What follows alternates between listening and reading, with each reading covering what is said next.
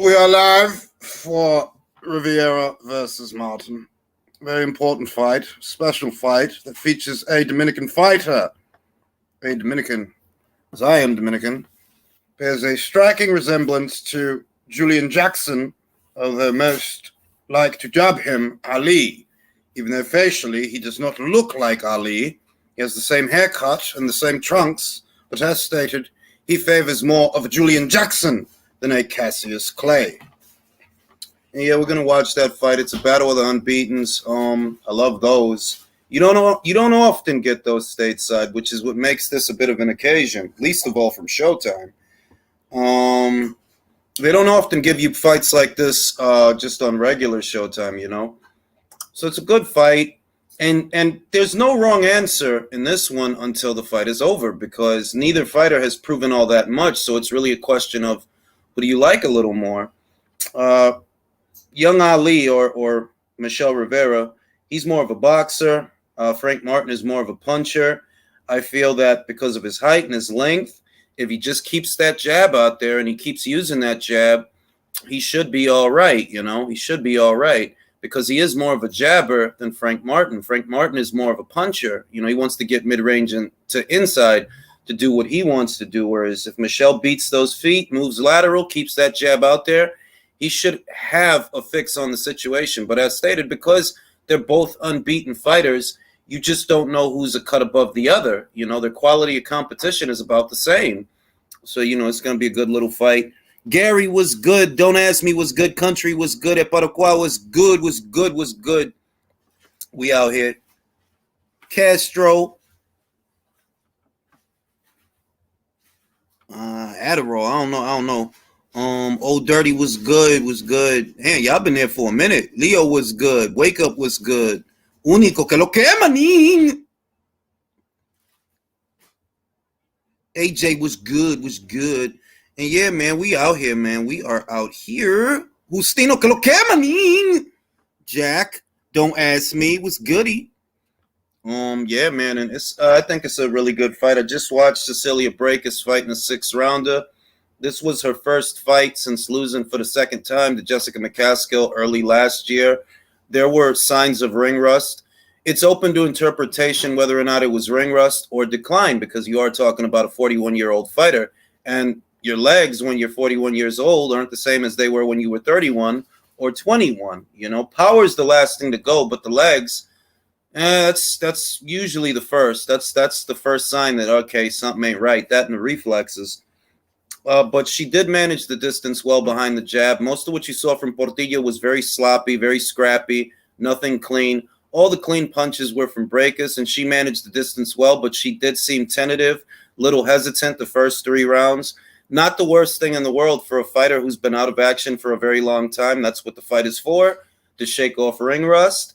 For the most part, it wasn't a hard fight to score at all. It was easy to score, easy to see who's got a fix on the situation. I think she needs another maybe 6-rounder, maybe even another 8-rounder before she takes on a Jonas or a Harper. And you know that now that Mary Spencer lost yesterday and she's not their problem anymore, they might decide to stay at 154 a while longer, because that was the biggest threat to the both of them, you know, having to deal with somebody that big, that strong. But since Femke upset her, you know, they don't have to worry about her anymore. So that opens the door for either Natasha or Terry to stay there. I haven't recapped that fight yet. I'm going to do that tomorrow. I'm going to watch it back one more time. I was actually shocked that she lost to Femke. I think most people who were following Mary, they weren't expecting that. I wasn't expecting that. So that did the unexpected, right? You know? What's goody virtuoso? Yeah, man. Martin, que lo que, manín? We out here, bro. We are out here waiting for Michel Rivera and Frank Martin. What's supposed to be one of Errol Spence Jr.'s fighters. I believe he's his promoter or his manager or whatever they've got going on. And I feel like a lot of the buzz is promotion by way of name association. Errol's fans are going to automatically like Frank, irrespective of what they see, just because he's with Errol, you know. And I've said it. I've said it many times that I didn't like how he looked in his last fight. yeah, you got the knockout, but there was some deficiencies there that I think are big problem areas for a southpaw. For a southpaw, you don't want to see a southpaw eating 3 and 4 and 5 right hands, even if they're from a light-handed puncher who doesn't hit that hard. If you don't clean that up, what happens when you're in there with somebody who can punch? I've brought that up a couple of times, that Michelle Rivera to the eye is a bigger puncher than Marinez, and Marinez was really tagging him with that right hand. Marinez is an orthodox fighter. Frank Martin is a southpaw, and he was tagging him. And even though Marinez don't hit that hard, what happens when you are in there with somebody who can hit, somebody who can punch? You got to clean that up. What's goody blackout? What it do? What it do? And yeah, man, it's a good fight. Interesting fight. We still got one more big fight before the year is out. December 31st, Kazuto Ioka will unify titles with Joshua Franco, newly crowned WBA super flyweight champion. Kazuto, long reigning now. He's been WBO champion since 2020. Well, not since 2020, since before that, actually. I'm bugging.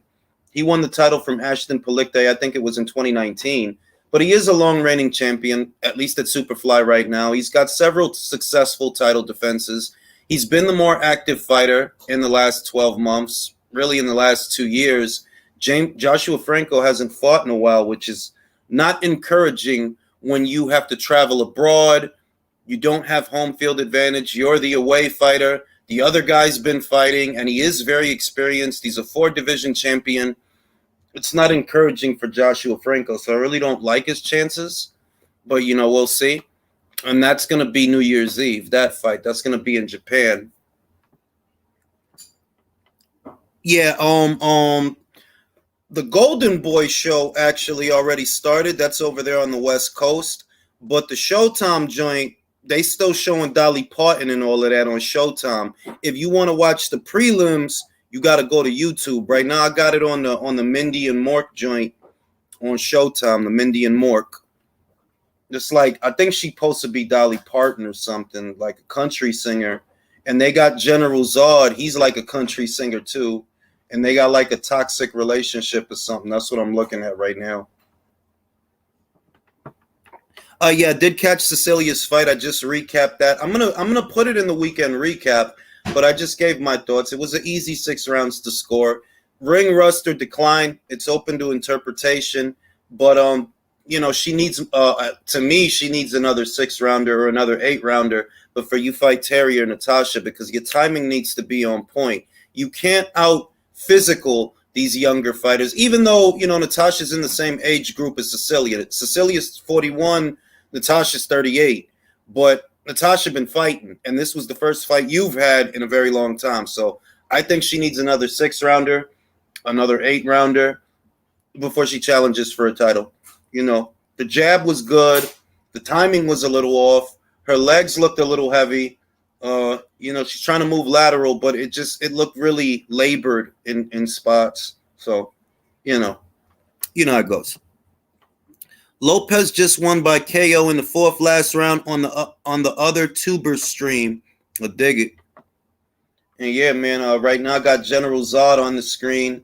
And, Beats did a video about what's going on between Sky Sports and Boxer and Matchroom, and how it seems like Ben Shalom and the people at Sky are doing everything they can to poach fighters from Eddie Hearn or cripple Matchroom. And it's a nice little rivalry they got going on, because it makes for a lot of interesting things between platforms. And he brought this up, which is true. They're not pursuing Wasserman fighters per se, and they're not pursuing Queensbury and BT fighters. They're targeting Matchroom fighters, really Matchroom fighters specifically, and it's not hard to understand why they're doing that. Many of these fighters used to fight on their platform, and they want to retain that audience. That's why April Hunter went there, Savannah Marshall. They got Chris Billum-Smith. He just fought today. He got a beautiful knockout today. I'm going to put that in one of the intros. Carolyn Dubois, she got a real nice knockout today, but she was never a Matchroom fighter. And it seems like just Ben Shalom and Adam Smith, they're trying really hard to poach fighters that were either with Matchroom or were supposed to be with Matchroom. Like right now, they're pursuing that kid, Dalton Smith. Kid's got a ceiling, and he can be built into something. And they're after him now. We know that they're after Lawrence, that they made Lawrence an offer, and apparently they made him that offer while he was still under contract, which does kind of qualify as interference because you created waves with that offer, and you created a lot of problems. And it's like, yeah, they're just trying to duplicate what they had, because obviously they don't have the Matchroom stable anymore. They don't have Anthony Joshua anymore. They don't have Dillian White, Derek Chisora. They don't have any of that anymore. So they're kind of starting from scratch, but they're still trying to recapture what they had, some of what they had. And that is why they keep going after Matchroom fighters or fighters that were going to be on Matchroom specifically. You don't see them bothering Frank. You don't really see them bothering Kale and Nisei Sorland. You don't see them bothering a lot of guys. They're really going after Matchroom guys, or guys that were going to be with Matchroom. It's not a coincidence that you gave Lawrence Okolie an offer. You got Chris Billum Smith to come over. You got Liam Smith, Beefy, to come over. It's not a coincidence. They're just trying to recapture what they had. And because Sky Sports is such a big platform over there, it is a powerhouse. It is a media powerhouse. I said it many times that they have the greatest potential to become Eddie's greatest rival. Because if you think about Frank and what he has, well, outside of Tyson Fury and outside of Joe Joyce, it just gets kind of murky after that. Like, all right, well, you got those two guys, and they're pretty good guys. You have Anthony Yard, but if he gets splattered next year by Better Beef, what the hell, right? And really what he really has is Anthony Joe Joyce and Tyson Fury. That's really what he has in terms of, interesting fights. Fighters that can give you interesting fights. The rest of those guys, I'll be honest, man. Oh, Nick Ball is pretty good. I like him. Nick Ball, he's pretty good. And we'll see how far he can go. He's entertaining. He's like the UK Isaac Cruz. Very short, stumpy guy for the weight. He's, not long physical dimensions. He's a mid-range to inside guy. Obviously a puncher. Guy who looks to do damage. But very small and very lower center of gravity. So you can imagine how he fights. He hunkers down, gets close to the guy, lets him go. It's not really dissimilar from what you see from Isaac. It's just Isaac's punches are wilder and wider, but it's the same dichotomy between him and many of the people that he fights. Many of them have a height advantage. Many of them have a reach advantage, He got a really nice knockout the last time I saw him. But, he's not someone that you can rest your laurels on just yet. Nick Ball. We'll see how much success he can have. Right now, the guys that he has that are, they're worth some money, and you can put on good fights, good big fights for them, is really just Tyson Fury and Joe Joyce. Joe's hot right now. After that Parker knockout, Joe's the talk of the town. They're already writing off everybody else in favor of Joe Joyce. And I'm not really there yet with Joe because I didn't forget how he looked in the Takam fight.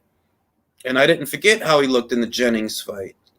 And I didn't forget that he got hit with some really big right hands in the Christian Hammer fight before the Parker fight. But, recency bias is a thing in boxing, and that's where that phrase comes from, that you're only as good as your last fight. That's what people tend to remember. They don't remember the stuff before that may highlight certain deficiencies that you have. That, yeah, you got a chin.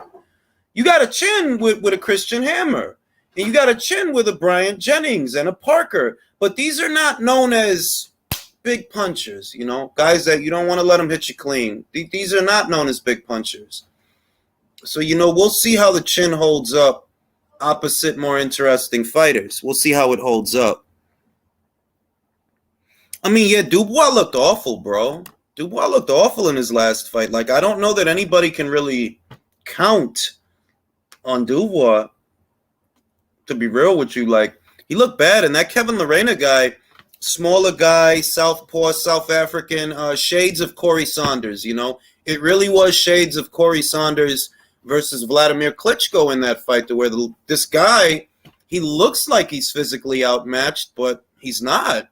And Daniel managed to turn it around. He did, and I think he deserves credit for that in spite of a lot of early scares, he did manage to get the job done, but it was with some help from the referee, because as soon as Kevin was in trouble, the referee didn't give him the benefit of the doubt that he gave Daniel. Daniel got dropped, what, 3 times?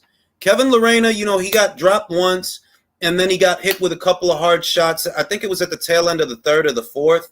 And it was like, bro, you was rushing. You was just itching to wave this thing off. You was just itching. As soon as you seen Kevin Lerena in trouble, you was itching to wave this thing off. It was goody deadly punches. Carolyn Dubois looked amazing, continues to look amazing. First round knockout against an opponent that has never been stopped. I've been said that it's between Carolyn Dubois and Beatriz Ferreira, between 135 and 130. Those are the young, unbeaten fighters that are going to be the next wave of the future. That they're going to go on to dominate divisions and become multi-weight champions. And their fight will be the super fight. I said that after Beatriz Ferreira's last fight, that the way I see it, the super fight of the future will be Dubois versus Ferreira. They're one division separated. Beatriz is down there at 130. Carolyn is up there at 135. But that's not saying a lot, especially in women's boxing where they fluctuate in weight regularly. Look at Natasha Jonas. She went from fucking 135 all the way up to 154. Terry Harper, same shit, 135 all the way up to 134. Those are both fighters that used to campaign at 130. So for me, those are two of really the special fighters at those weights, you know what I mean? At 130 and 135.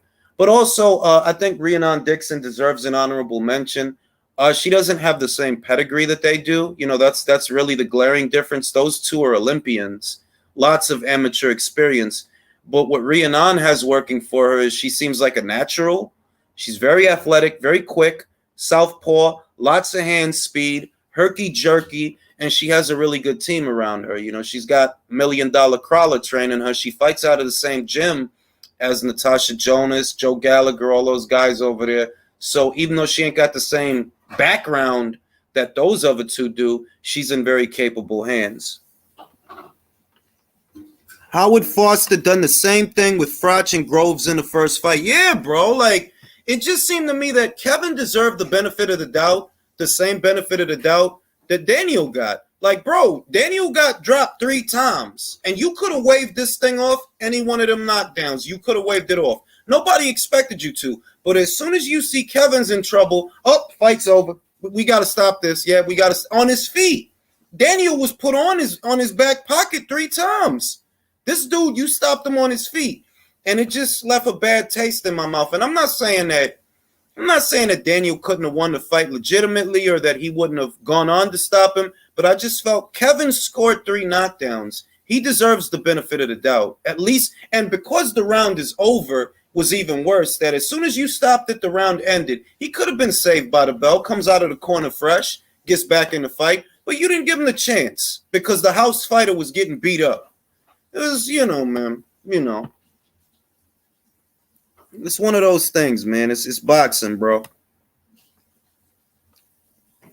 Leo said Carolyn Dubois is the only Dubois that counts. Well, I mean, it's not a secret that as people watch them both, they come to the conclusion that, yeah, Carolyn boxes better than her brother by far and wide. She has a higher ceiling than her brother, and it's obvious why. She's the Olympian in the family, She's the one that has that pedigree. He don't have that, So it is what it is. Like, I see a champion in her, but I don't really see a champion in him. Just being real.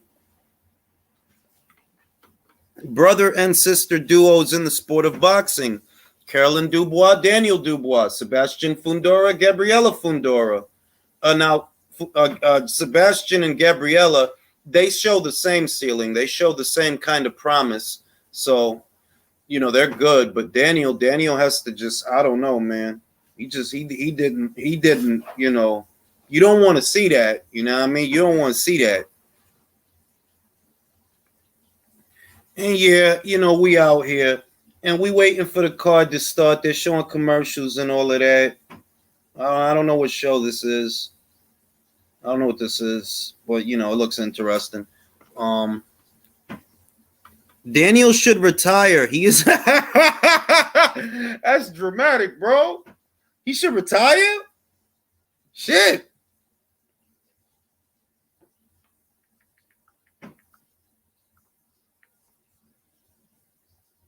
A little bit dramatic, bro. Give him a chance.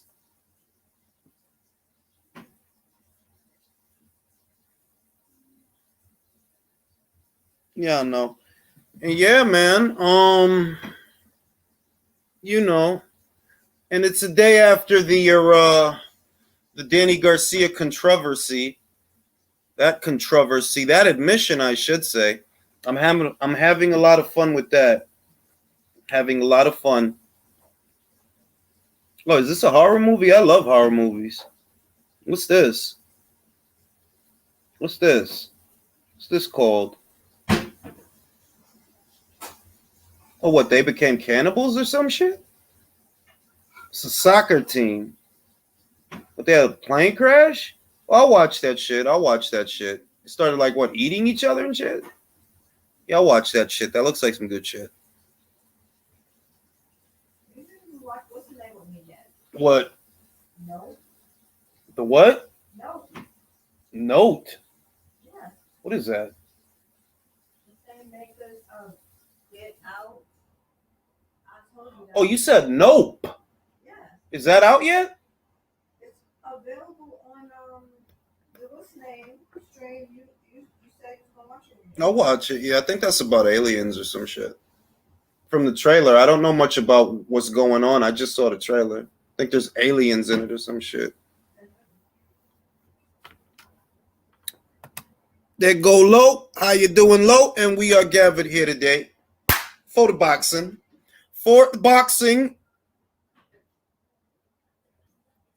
Danny Garcia. Yeah, Danny was mad, man. Danny was mad, but nobody, you know, I mean, these days, being honest will make you enemies because nothing I said was made up. I'm quoting you, bro. That's where I got that information from you. You know what I mean? But that's how it is these days. And that's why I keep telling people I'm not media, because where the media has to kiss your ass to continue to gain access, I don't. I am not media. Consider this a consumer review of your career that I have watched unfold. I'm more of a consumer review. I'm more of the Zagat than Howard Cosell. I'm not Howard Cosell. Gary says that movie is about the Argentinian rugby team. But you know what the thing is, unbiased? It's not even pressure, bro. It's not pressure.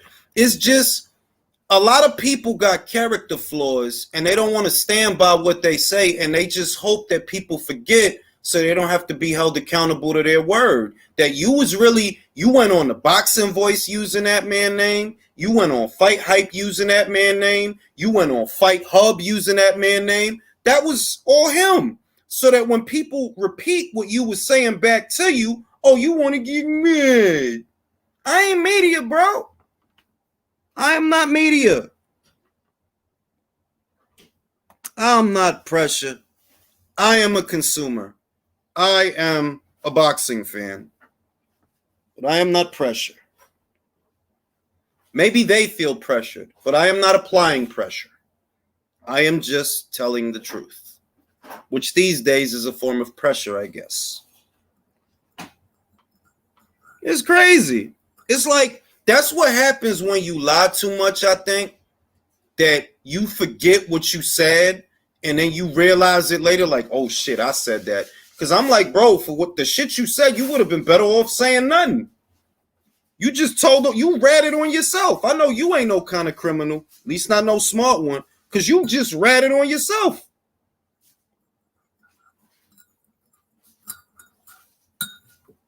That's how you know these guys don't be doing nothing. Hey, fam, you know, there's an old quote from Mark Twain. It's one of my favorite quotes. Better to be an idiot and remain silent than open your mouth and remove all doubt. That applies to Danny in so many ways. For those that didn't catch it the first time. Better to be an idiot and remain silent, open your mouth, and remove all doubt. Mark Twain. Mark fucking Twain. Make sure you get that quote right before somebody pull you out. They probably will, shit. Nah, not yet, 7. It's starting, though. The card is starting. You know what I mean? And that shit crazy to me, because I'm like, bro, that's why you shouldn't lie. There's another quote, and it's one of my favorite quotes. When you always tell the truth, you never have to remember what you said. If it was true yesterday, it'll be true today. Motherfucker sitting there lying about shit, lying about offers, ain't nobody made his ass. Clout chasing Manny.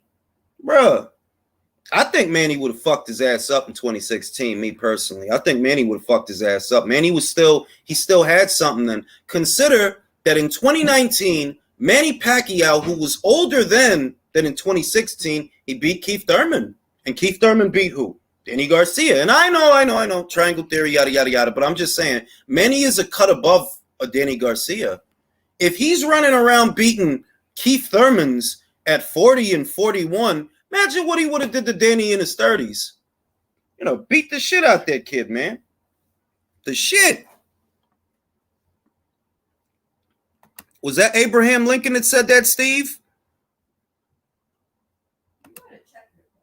No, Mark Twain. The one I said is from Mark Twain. I'm talking about the other one. When you always tell the truth, you never have to remember what you said. Martin or Rivera, I can't predict because I'm too strawberry. All right, personally, this is what I'm gonna say. The thing I don't like about Martin is defensively, he's got deficiencies. He gets hit with too many right hands.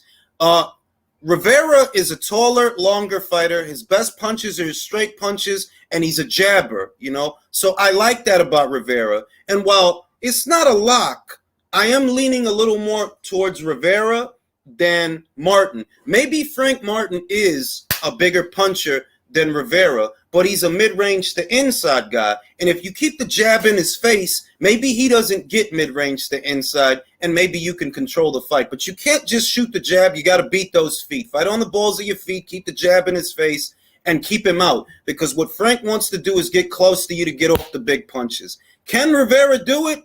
We're going to find out shortly.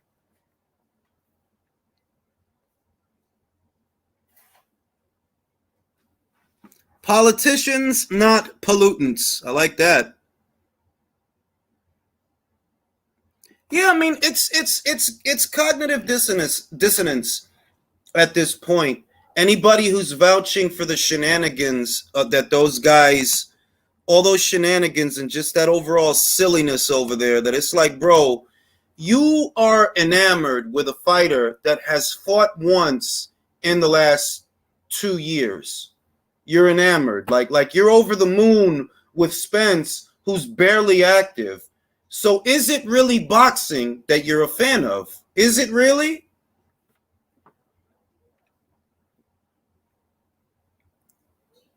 Yeah, I got it on Showtime right now, bro. I got it on Showtime right now.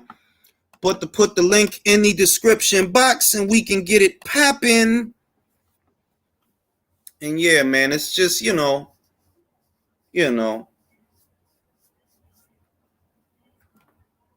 This is one of the few good fights that Showtime will have put on this year, to be completely honest. Not a big fan of the brand, but I am a customer, so I am entitled to speak on it. I mean, I am a customer. What's goody? Not a lot. Just chilling, waiting to see how this is gonna go. What up, Leo? Man, dude, I'm still laughing about Blair Cobb saying he thought he'd run through Crawford, man. You talking about Blair Ali? He's just he's just doing the fake it till you make it thing, you know. Nobody really believes that Blair Cobbs would do anything with Terrence Crawford. I know, but it's just funny, man. It makes me laugh. Fellas, I got a confession.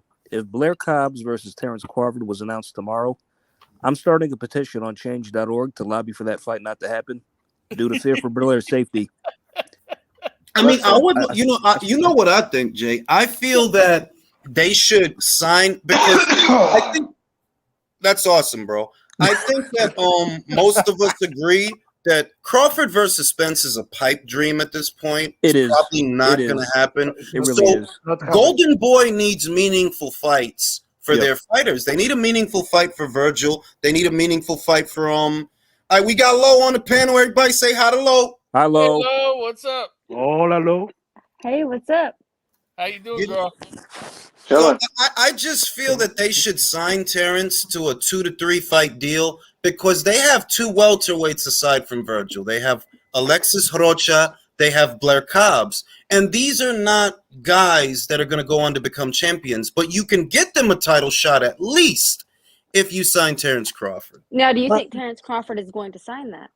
I was just going to ask, do you think the reason why he's hesitant to sign that deal is because he doesn't want to get locked into those deals that some of these other guys have, likeness, he can't speak out, can't talk his mind. I mean, I think that's why I'll say this, he's running out of options, and I hate to say that, but he's running out of options. Like, he can't think that this Spence fight is going to happen. And if you're saying, well, if I can't fight Spence, I can fight Charlo. No, you can't. It's the same people, bro.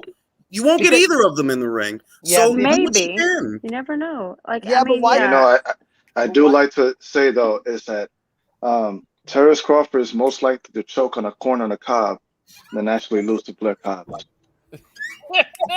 but that's Do you why think it's going to be easier for him to get this fight signed with Spence with representation or without representation? No, I'm saying that the Spence fight isn't going to happen at all. In other words, that it's not signed to Golden Boy so that you can get Spence. It's more along the lines of Spence may not fight you, right? So what's the next best fight that you can have, or the next big fight you can have? Virgil Ortiz.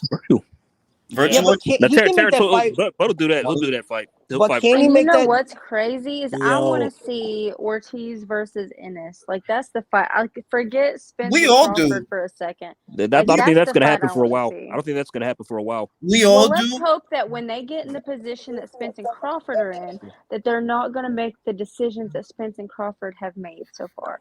Let's hope that when they're in that position, they actually make the fight happen. But don't you think that he doesn't have to sign a deal with Golden Boy to get that fight done? I mean, I think it'd be a pretty easy fight to make regardless if he has. They can do a fight by fight, because this is the other thing. It benefits them both because Golden Boy has to be able to provide content for DAZN, right? I have it on good authority that DAZN wants to give them more money. They want to give them more money. I have it on good authority that they want to, and they need the fights though. And it's like, well, okay, you spent $2 million on Munguia versus Kelly. You see what I mean? What? Yes. They gave Munguia $2 million for that fight. So it's like, okay, if you need content for your broadcast partner, you need content, you need to provide them with content, and you need a respectable stable, well, Terrence is free. Sign him. And if he doesn't want to be signed or locked in, you do a fight-by-fight thing, but work with him so that you can get to zone that content, irrespective of what happens to Rocha. The truth is, look, Rocha wasn't going to be a champion anyway. I'm sorry, but it's the truth. The same applies to Blair Cobbs. What you can do is build an Ortiz fight. You can do that next year. I got a question for you. Do you think? Wait. Sorry.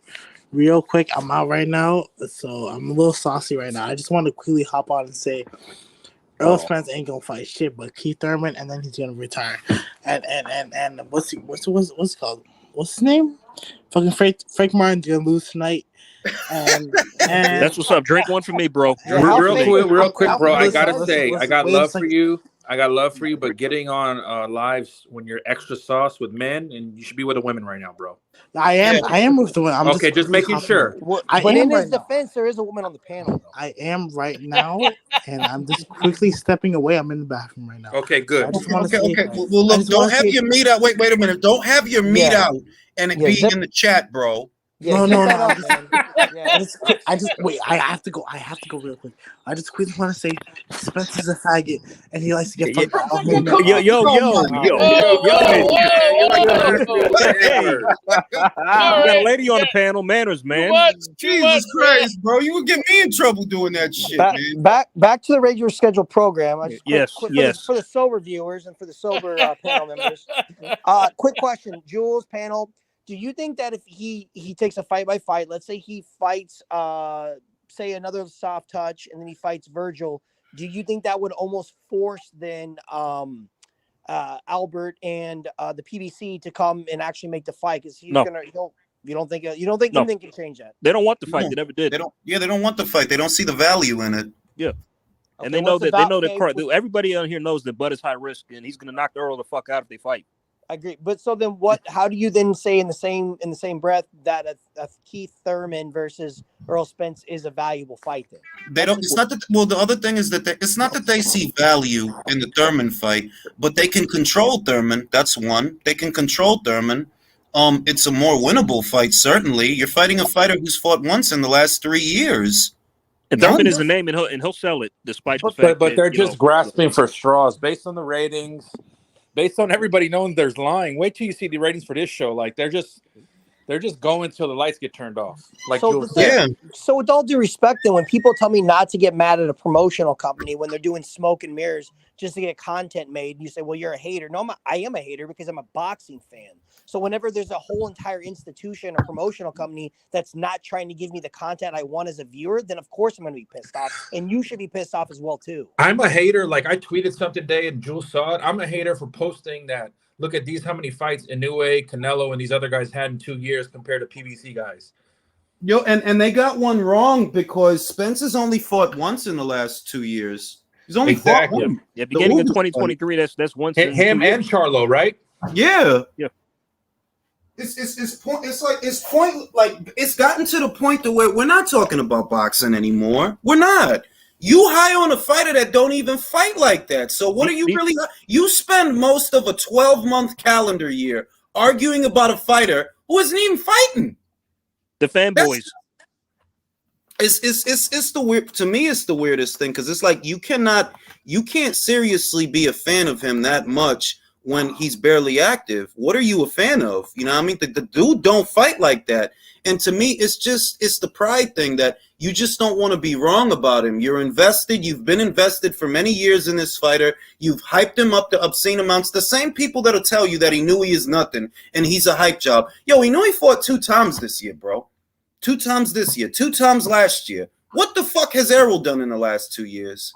And you know the funny thing about it, them being like that on a new way, they're only like that because when Damian Lillard said, he ain't nothing to me, I rate Tank on the pound for pound higher than him. And they're running off that. And I'm like, Dame, you act like you this hardcore boxing fan, bro. You follow like 4 or 5 divisions, bro. Do you know that same Dame Lillard said that he knew he was the truth recently? Exactly. But the thing is this, is like, I don't mean to be that guy, but can't you just ask him the resume? What would make you put Tank on your top 10 list? Tell me the wins he has, some of the champions he's beat. Like, with all due respect, it's like a pageantry. It's not even about like an actual resume or an argument of why you would put a guy on that list. I mean, isn't that what it's about? The guy's on the list because of X, Y, and Z. Why is he on your list? Because I like him. Well, that's not really a good reason to have him on the list. Well, listen, man. I don't talk boxing with stupid people. So I'm not going to ask you why you have Gervonta Davis on your list. I already know why you have him there. I don't need to know. I don't need to ask you to know. Dude, I legitimately DM'd you and said a guy said that if any heavyweight was going to be on the list, it should be Deontay Wilder. And he was dead ass serious. He said, no, and I know, and I have nothing to gain from talking to somebody like that. I have no desire. I mean, fellas, no joke. Can I say this though real quick? Jules, who do you have to be to pay money to go see Gareth Davies and Tyson Fury's in an auditorium? Bro, I told you that Tyson Fury, what they like about it's a lot. Look, there's a lot of undertones to everything that goes on, and the guys that are most enamored with Tyson Fury are guys that are happy that the heavyweight champion, or at least one of them, because really there's 2, is a fat slob who's a liar and a contradictorian and has no moral compass and no character. Remember, this man lied about giving to a charity. So all the guys that are basically sacks of shit, they love him. because he's a sack of shit. Would you agree though that if somebody says I have Tyson Fury on my pound for pound list, you could at least see that case? Well, he's a champion. Yeah, I could see that. How can you make a logical argument to say that Deontay Wilder should be on a pound for pound list in boxing? Yeah, of course. Fury. Not that I have heavyweights on my list, because I don't. I have a cruiserweight who moved up to heavyweight on my list, but not a career heavyweight. But it would definitely be Fury before Wilder. That goes without saying. He beat the fuck out of Wilder. Right. But I'm saying at least if someone came with an argument says, well, I have Fury number 7, you could say, well, okay, I understand XYZ. I don't agree with you, but at least you have logic. When somebody says a guy that's been 1-2-1 in his last 4 fights is a pound for pound fighter, I think you need to be drug tested personally. Well, I mean, look, I'll put it this way. I've said this before, that I can't stand emotional people. Like, no cap, like, forget the internet. That's real life. I hate emotional people. If you can't get control of your thoughts and your chemicals and your inside shit so that you could use logic like a fucking adult, I don't even want to be around you, because you're a child. The only people that are allowed to have no control over their emotions and hierarchy of thought are children, not adults. What separates adults from children is having these things in check. But we know that there are full-grown adults that have the reasoning skills of a toddler. Man, suck a dick, bitch. I mean, fellas, like, no joke. I know a guy. I know a dude who actually told me he's got Tank Davis ranked number 1 on his pound for pound list. And based on that, I'm not really interested in your takes of what you have to say about the sport. Yeah, like you can, I say it all the time. You can have your list however you want. You got to focus on what's important. When you have Twitter accounts that are burner accounts or alt accounts, or they have Google stock images in the profile, you're going to come to me and argue about Inoue. I'm not going to come to you, because the people that matter know that's a pound for pound fighter. The people that matter know Terrence is a pound for pound fighter. The people that matter know Usyk is a pound for pound fighter. The people you're talking about, they know. The guys you like, sorry, bro. They ain't pound for pound. By the way, Jules, who's about to duck Inoue once he moves up in weight?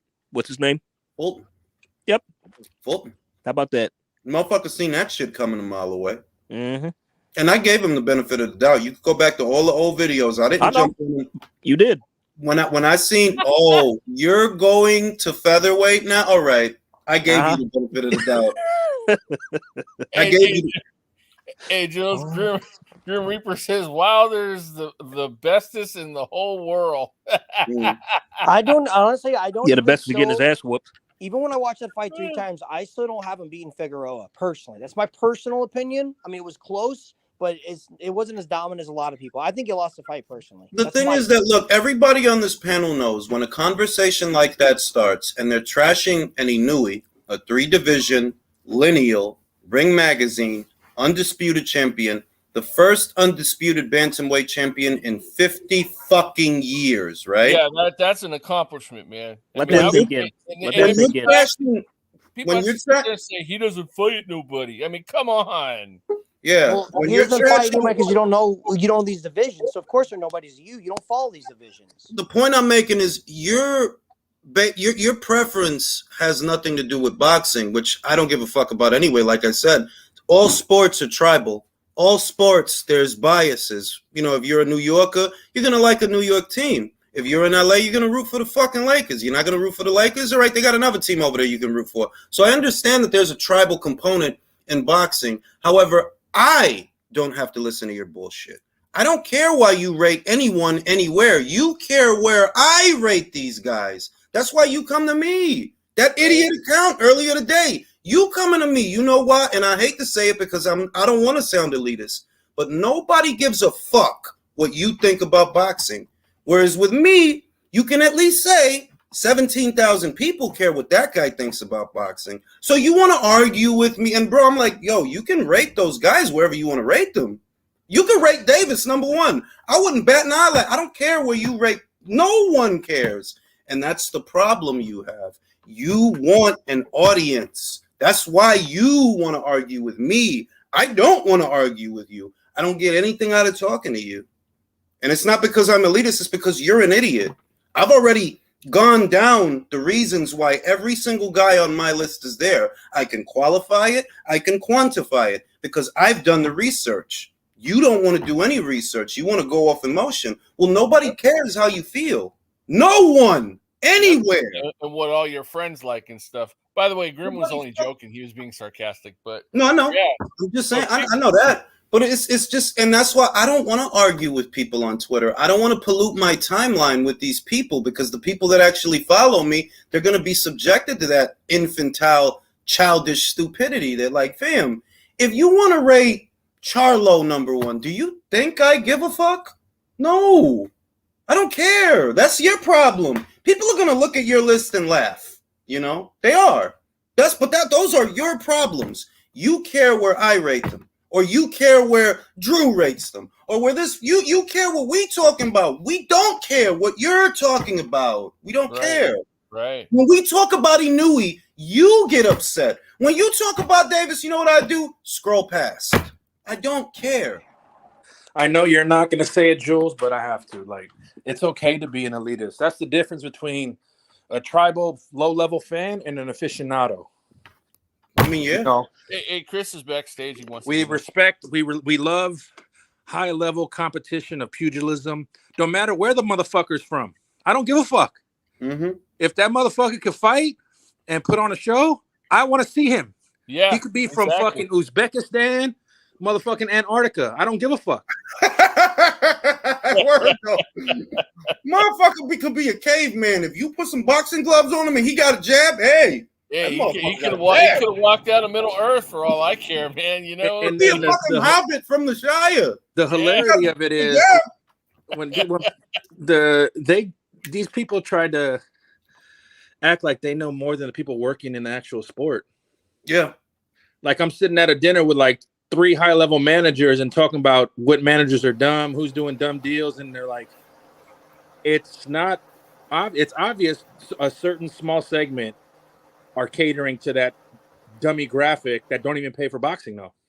I'll say this, look, what gets lost on them that it'll probably take them a couple of months to realize is most of what I'm telling you is fact. If I tell you that Danny Garcia said something, that's not me making it up. That's a fact.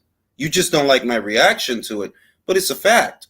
And a lot of the dick in the booty deals is coming out more and more that, yeah, I told you he got offered more money to fight Joshua than he was going to make to fight Fury. I said that before he said it. The videos are up. The problem is that you have guys, and I'm going to say it, you have guys that don't have developed enough brains to finish the 9th grade, and they want to turn around and argue about 6-figure deals and say, bro, you probably not even seen $10,000 all at once. You haven't even held $5,000 in your hand at once. Literally, the house that you live in. What bills do you pay there? And yes, this is relevant to the conversation. You know why? Because in order to do these things that adults do, you need hierarchy of thought. Many of these guys, and they hate to admit it, that's why they hide on these social media platforms. You live in someone's house. You don't pay bills. You are on a phone plan in someone else's name. The cable bill or whatever bill is not in your name, okay? It's not. I know exactly who the fuck you are. I know exactly how you live, which is why I know why you have the takes that you have. Jules, you know what you're describing? Those are children. That's what children do. A fucking bum. I mean, fellas, like, I know a relative of mine. I know a relative of mine who wanted to get out on their own, right? And they eventually did. But here's the thing. Their parents pay their bills. That's not an adult, man. I'm just saying that I know there are certain skills that every adult is supposed to have in order to maintain a household. You have to understand the budget, for example. You have to understand, you have to understand that what's going to get made in the month or what's going to get made in the week, however it breaks down for the individual. And you have to understand money, and you have to understand bills and accountability, which is why I always say, there's no such thing as a free lunch. For example, Wilder turned down the deal because you guys told him to turn down the deal, but it costed you. Yeah, because you had to give him a care package right after that. You costed him $20 million for the Brazil fight. So Showtime had to come out of pocket somewhere in between 13 and 14 million, right? No, you costed him $120 million altogether. And Really? you had to shell us some bread. You forgot that $50 million from Jay-Z. And that's why I said there's no such thing as a free lunch. Like, for example, okay, Oscar didn't want Jaime to go to Showtime, but it costed him. What did it cost him? You paid him $2 million for Jimmy Kelly. We all know that's not a $2 million fight. Why did you do that? Because you got him to reject whatever Showtime offered him. It's common sense. For adults, it is. Yeah, that there's no such thing as a free lunch. If you tell that kid not to go to Showtime, you have to compensate him for what he would have made. Otherwise, it's unethical. And they did. The very next fight, they gave him $2 million for fucking Jimmy Kelly. Because that ain't a $2 million fight. We all know that shit. But that's what they gave him. I got a question for you, Jules. Nasty, bro. With the revelation of what Choi's going through, what's Alicia gonna do? She's not gonna wait, right? She's gonna get a fight. She's gonna fight. I spoke to her. She's gonna fight. What's going on with that, by the way? Is she not doing it? Look, Choi is claiming an injury. I asked. Choi is claiming an injury. I asked. Choi is short. She don't want to smoke. But what I was told in any event is that she will fight on. Choi will be labeled a champion in recess. Alicia will fight in February. That's what I was told. Disgraceful. I mean, long as Alicia get that belt, you know what I mean? We all know what was going to happen, and I would have enjoyed it just because it would have been a highlight reel knockout, which is always good. You want to go viral. You want to knock people out. But if you look at the pool, since it's a WBA title, Ramona Grafe, it could be her, but she doesn't have a profile. Delphine Pursoon has a profile. She's number 2. Maybe it'll be her. I don't know. We all know Choi was going to get destroyed, man. Period. Yeah, we all know. Is it true that Choi called? She didn't want to know. Is it true Choi called up Jamal Charlo and asked him what to say he's injured about? The shit is that she's a part-time fighter. That's the main thing. That she's and look, this is what it is. She's gaming it because she is making good money where she lives, but it's because she's a model, And the boxing thing, she's more of a part-time boxer. Like, she's been fighting once a year for like 4 years. She's really a she's like a Gina Carano where she's from. Yeah, exactly. Well, Gina was a little bit more legitimate, but when she lost, a little bit more active, but like she's got making more money outside the ring now. Yeah, because there was a time when Choi was a more serious pugilist, but these days she really is more of a model. These days, and working it, man. Yeah, so it's like that Alicia will fuck you up, like you know that shit, man. She will mess up something awful. And you know what? She probably got so much money modeling. She was like, "Oh, I don't have to do this boxing stuff no more. I can make way more money doing this." And I don't. Well, she does it for appearance's sake because you get to market her as the world champion model. That's the niche. They're like, "Oh, here's this beautiful girl that she can do both. She can be the model and she can be the pugilist." And obviously, going out there and getting your skull cracked and by Alicia, that's gonna be bad for business. So, I want to break some news, y'all. Ever since Jules uploaded those photos of him in Superman, DC fired Henry Cavill. Yeah, come on, Jules. What the fuck, man? Come on, Jules. What the fuck? He posted them Superman photos, and they're like, "Hold up." That is true. Nah, but I'm angry. I'm being real. I'm angry. I'm angry about that. I'm angry. Why the fuck they fire him for? I'm tired of that because that little teaser at the end of Black Adam with him and The Rock, that was going to be fired. All for nothing. Wasted. All for nothing. They can always go back. They can always go man. back. But you know what the other thing is too? I didn't watch the Black Adam joint. Rock and superhero movies. I just don't know how I feel about that. It's not going to work. Yeah. But if you would have the ending, Jules, where they show him and Superman face off, you would have like, okay, I see where it can go. Yeah. It's just that the Rock. Wait, I think because Henry Cavill, for what I saw, got fired from that job. Like this guy, I don't remember the director's name. James Gunn. And basically say, no, we not need you. But so what happened, Leo, was he here's what happened. he left his series at Netflix because The Rock The Witcher, right? The Witcher, right? Yeah. The Rock convinced Warner One of the Brothers to top bring him fellas. over. The Rock convinced Warner Brothers to bring him back. They brought him back.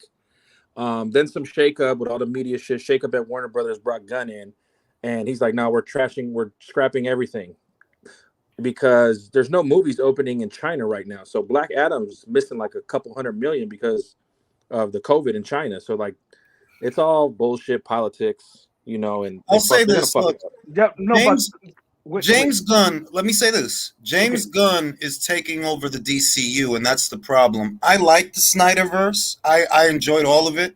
I liked everything that he did. Me too. But for whatever reason, I don't know. People are tough critics on Zack Snyder, and I don't know why. Because I'm like, bro, Watchmen was good. All right. Oh yeah, that was. It was polarizing, but that was that's one of my favorite superhero movies. It and really this was. whole like that new show, The Boys, that's just the low budget version of fucking Watchmen because that was the point. Humanizing the superheroes and making them Joe Blows like me and you, you know what I mean?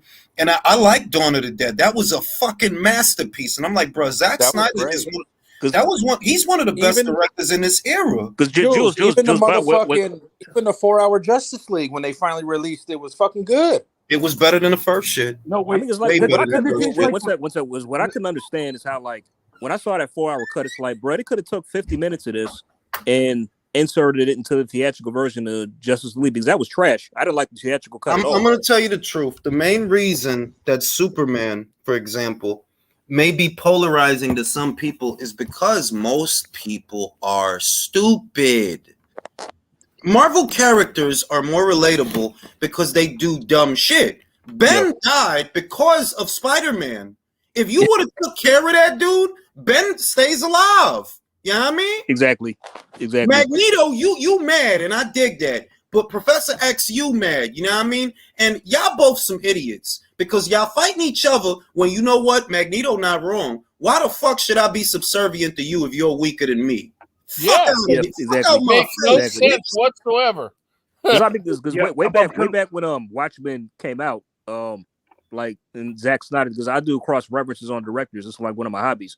When Man of Steel was in the works, and I heard that Zack Snyder was one of the front runners, I was begging for him to get the job. Yeah, man. Yeah, but let me finish my point. Go ahead, Bill. Go ahead. Henry Cavill might have a bigger fish to fry. I think he's involved in another project.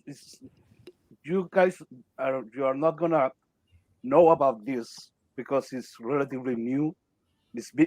But in the United States, it might be as big as the comic book industry, the Warhammer 40K universe.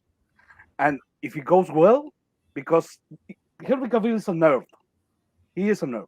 Yeah, he is. And if he gets involved in that project and it makes it right, it's going to be huge and it's going to swim in a fuck ton of money. That's true. I mean, I could see that. I could see him going to something else because he's hot right now because of The Witcher. A lot of people are angry he's not going to be in that. They replaced it with Thor's little brother. Yeah. It's like a generic Chris Hemsworth. When he got killed in Expendables, it's like, yeah, that was a good idea. Let me ask you this. How do you feel? Yeah, you ain't shit. Oh, you wrong for that, bro. Do you think we'll get a better version of Wolverine in the R-rated Deadpool? Yes, because I mean, I like Hugh Jackman for the cinematography, but I always felt that he was a PG. Like Wolverine's a dark comic book. It's a dark character, you know. And the other thing is that they're never gonna get the real Wolverine out of Hugh because you chose like a hunk, right? Wolverine is not 6 feet tall. Let's get that right out of the way. He's not 6 feet tall. He's not handsome either. He's more of a Rorschach than a Hugh Jackman. You know how Rorschach was a tiny little dude, but he could whoop ass? Yeah. That's Wolverine. I had the cards, bro. His registered height was 5'3". He supposed to be, you know who he supposed to be? He supposed to be that ugly little burly dude that could get it on. He's basically I got a boxing question. I'm sorry to interrupt your comic talk. But Astrolabia, is that a Sean Gibbons fighter? Astrolabio. Yeah, he's a Gibbons fighter. He's Wolverine. Now let me say this: the closest Wolverine, if you want to think of what Wolverine should look like, Chris Benoit. That's Wolverine. Yeah. I did like the R-rated Logan though at the end shit. with him. That was good. That was good. Matter of fact, Drew, I got a question. I got a question for Drew. Drew, can I ask you something? See that. Yeah. So James, so one or two. So James Gunn is the one who made the final say on getting rid of Henry Cavill, and did they get rid of Gal Gadot too? Based on that, I think they're getting rid of all of it. They're sacking scrapping the everybody. whole. They got rid of her. They got rid of her, bro. They sacked her too. They're scrapping the whole French. They're scrapping the whole universe, and he's starting over. Going to be a different Batman. All What an kinds of asshole! Good God. Oh, And God. bear in mind, this is what makes it a bad move. They just did a Batman. Is James Gunn's Batman going to be Robert Pattinson, or is it going to be a completely separate Batman? Because they're making another Pattinson movie, you know. They're making another Batman with him. But James Gunn want to do his own thing. It's like, what are you doing? By the way, so speaking with, so you know the Flash movie that's coming out.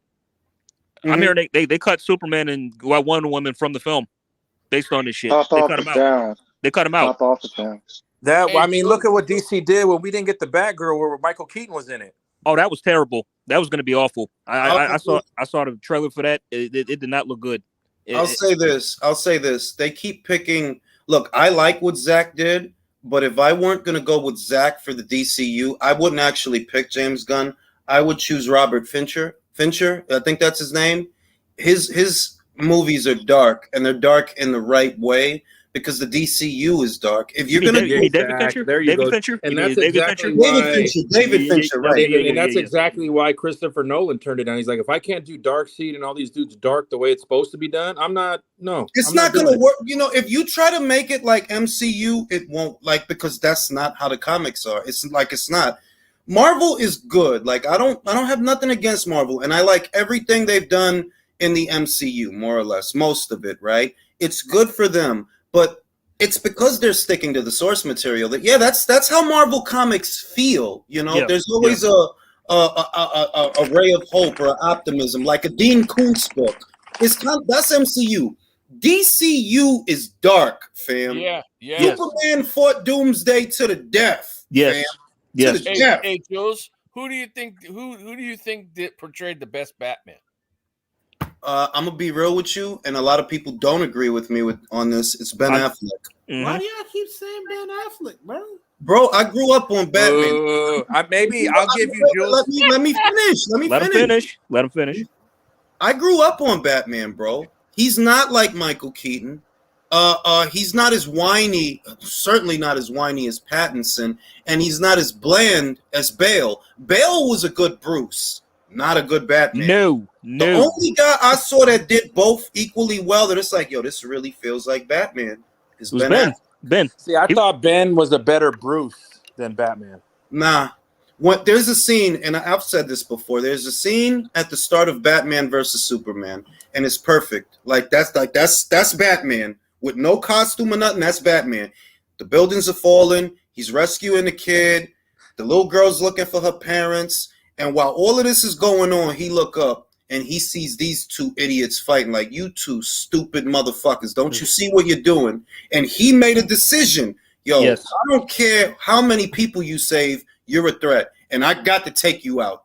That's Batman. Mm-hmm. All right. That's Batman. Yeah. Who do you think is the best Joker now, though? Because, I mean, after that one Joker movie came out, he could have rivaled that other. What's his name? I'll tell you who the best Joker is for me. And bear in mind that I was a comic book head for a millennia, right? Jared Leto. No. That's your favorite.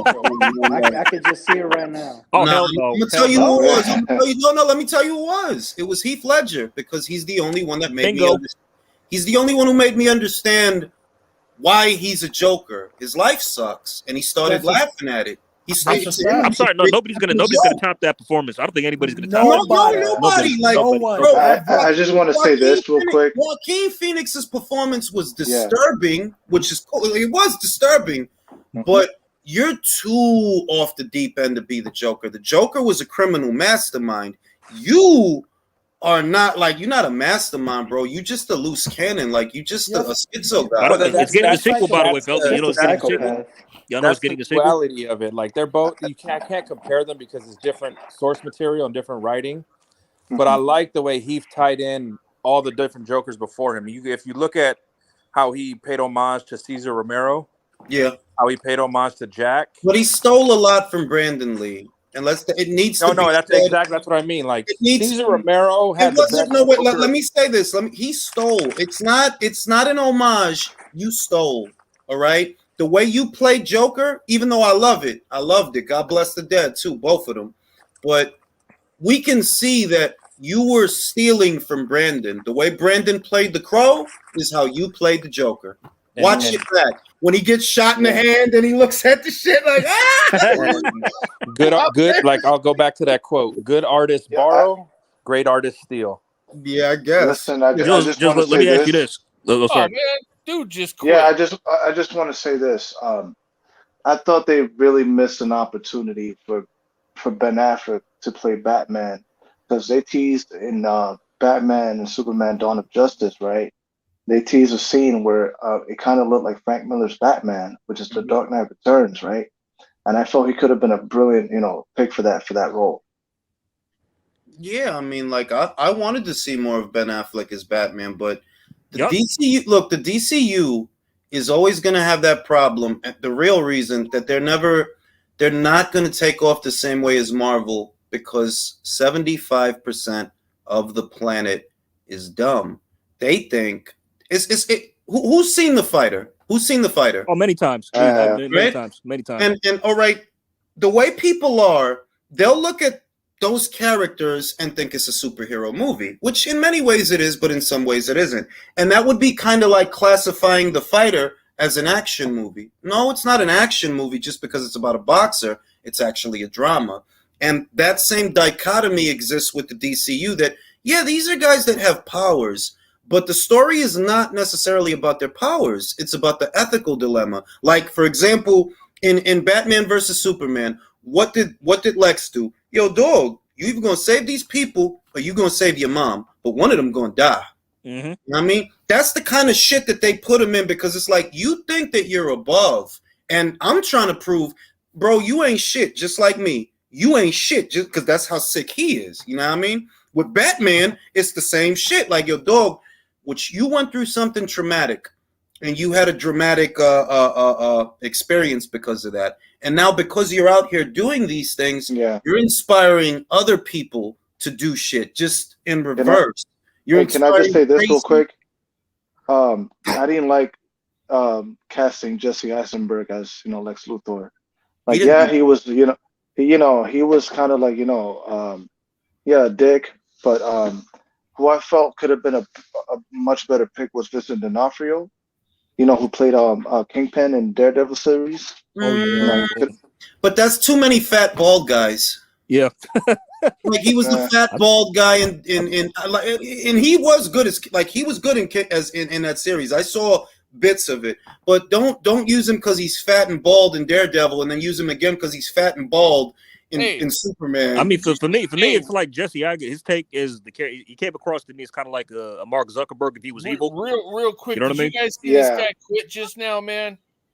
Yeah, Potato Puff. Yeah. He's gone. So by the way, but Jules, my question was about like Watchmen. Who's your standout character in that film? For me, it was Rorschach. For me, it was Dr. Manhattan. Nice. Okay. For me, it was Dr. Manhattan. At least it was more related. He was more relatable to me than a lot of them. Mm-hmm. Him and Ozymandias. Because he wasn't wrong in the end. No, he was right. He was. Yeah. About everything. What happened? Yosoyo says that you'll like Berserk anime and Magna because they're both very dark anime. Great character. All right. But I liked what he said, because it's like, it's true that the owl, bro, you like a Boy Scout or some shit. You like on some you like a Boy Scout. Like, you keep idealizing everything, and haven't you figured it out yet that these people are fucked up, bro? They want to kill each other irrespective of us. They want to kill each other. So we need something that can unite them. And nothing's going to do that more than a fucking tragedy, because they're about to blow each other up. Irrespective of what we're doing, irrespective of what we're saying, they're still aiming nukes at each other, because remember that in their reality, they're on the verge of a nuclear war. And they want all the countries want to go to war with each other. So it's like, I understand where he's coming from. I get it. I get it. It makes sense because, like, you resonate with, because you're not from this planet. of like him, right? So you're so, you know, or you're a higher life form. As they say, that was perfect timing. But also, Dr. Manhattan, I understood Dr. Manhattan in a sense that it's not because he's immediately relatable per se, but the directing to me told his story great. That like, dog, he loved that woman, but since he changed, he watched her get older. He watched her, and he realized, well, shit, that ain't gonna happen to me. Yeah, I mean. And he got himself a slice of new pussy, and she was mad. But it's like, well, what the fuck you want me to do? But it also goes unnoticed how sharp and smart the comedian was, because you remember how like in Vietnam he killed that pregnant lady, and Dr. Manhattan says you gunned her down and she was pregnant. I'm like, yeah, and you know what? You watch me. You could have turned the gun and the smoke, the bullets, and the mercury, the powers, but you didn't, did you? Yo, and to me, I want to watch The Boys because they're playing on that, but. It is a Aldi version. It is an Aldi version of Watchmen. It is though. Like, Jules, fair warning. You watch The Boys. It pulls no punches. I'm telling you. I know it doesn't. But it's just that because they're borrowing ideas and the theme is borrowed, it kind of turns me off. They're like, oh, well, you're just building off of the imagination of another person who already thought of something like this. I could have done with another Watchmen movie. Show me everything. Did you see the show? Did you see the series on No, I didn't see the series. Oh, okay. Niggas are biters, bro. People bite, okay? For real. I understand you come from old New York where people wasn't supposed to bite. I'm sorry. You got to be special to be making some of these things.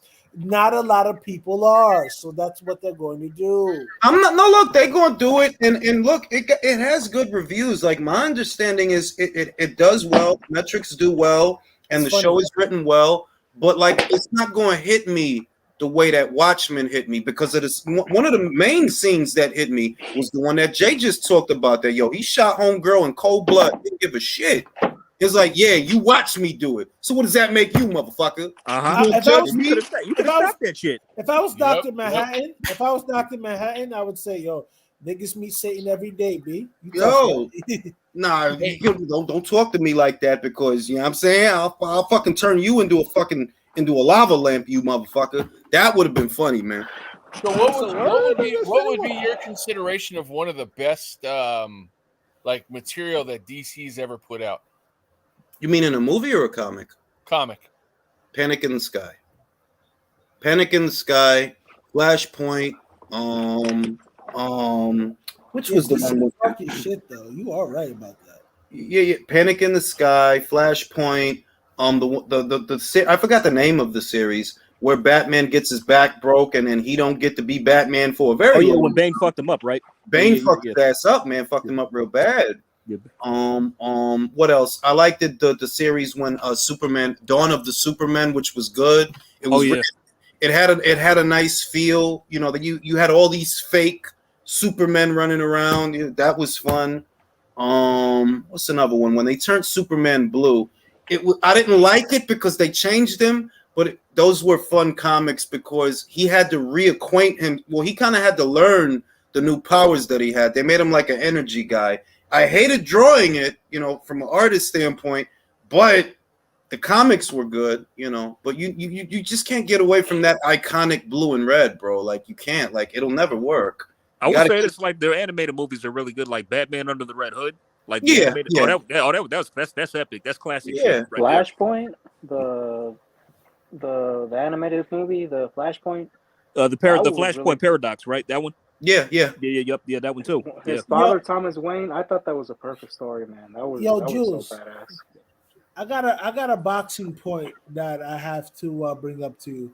I was watching one of your streams when I was coming back home from work, and you were talking about Cuban school of boxing, how they're very good amateurs, but a lot of them can't hack it in the pros, which I do agree. But you brought up this example that you said Jarrett Hurd was going to fuck up Lara. Mm-hmm. Split decision doesn't mean that you fuck dude up. That's one. I do agree that he was going to give Laura a tough fight because of the intangibles. But we also do remember this, that they asked Jarrett Hurd, is this the hardest punch you've ever faced? He said yes. And they're asking, would you ever give him a rematch? No.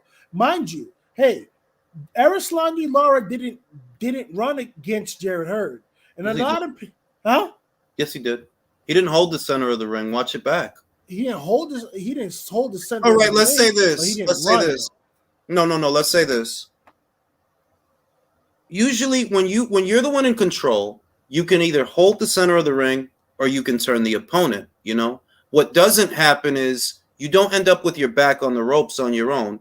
And if you watch that fight, it's just Jared guiding him from one corner of the ring to the other corner, and he's fighting him off. You know, he is fighting him off in spots, but you can't hold the center. That's one, and you're not turning him. That's two. You know, like Sonny Edwards does this, and this is how you can tell he's in control. He turns the guy. He'll pivot and force the guy to turn with him and pop.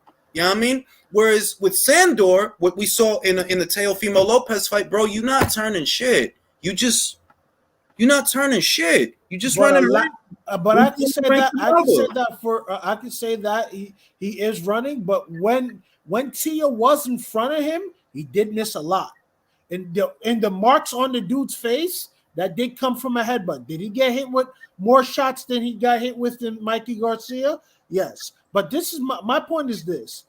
For all what people say about Arislandi Lara, I think sometimes he gets a raw deal.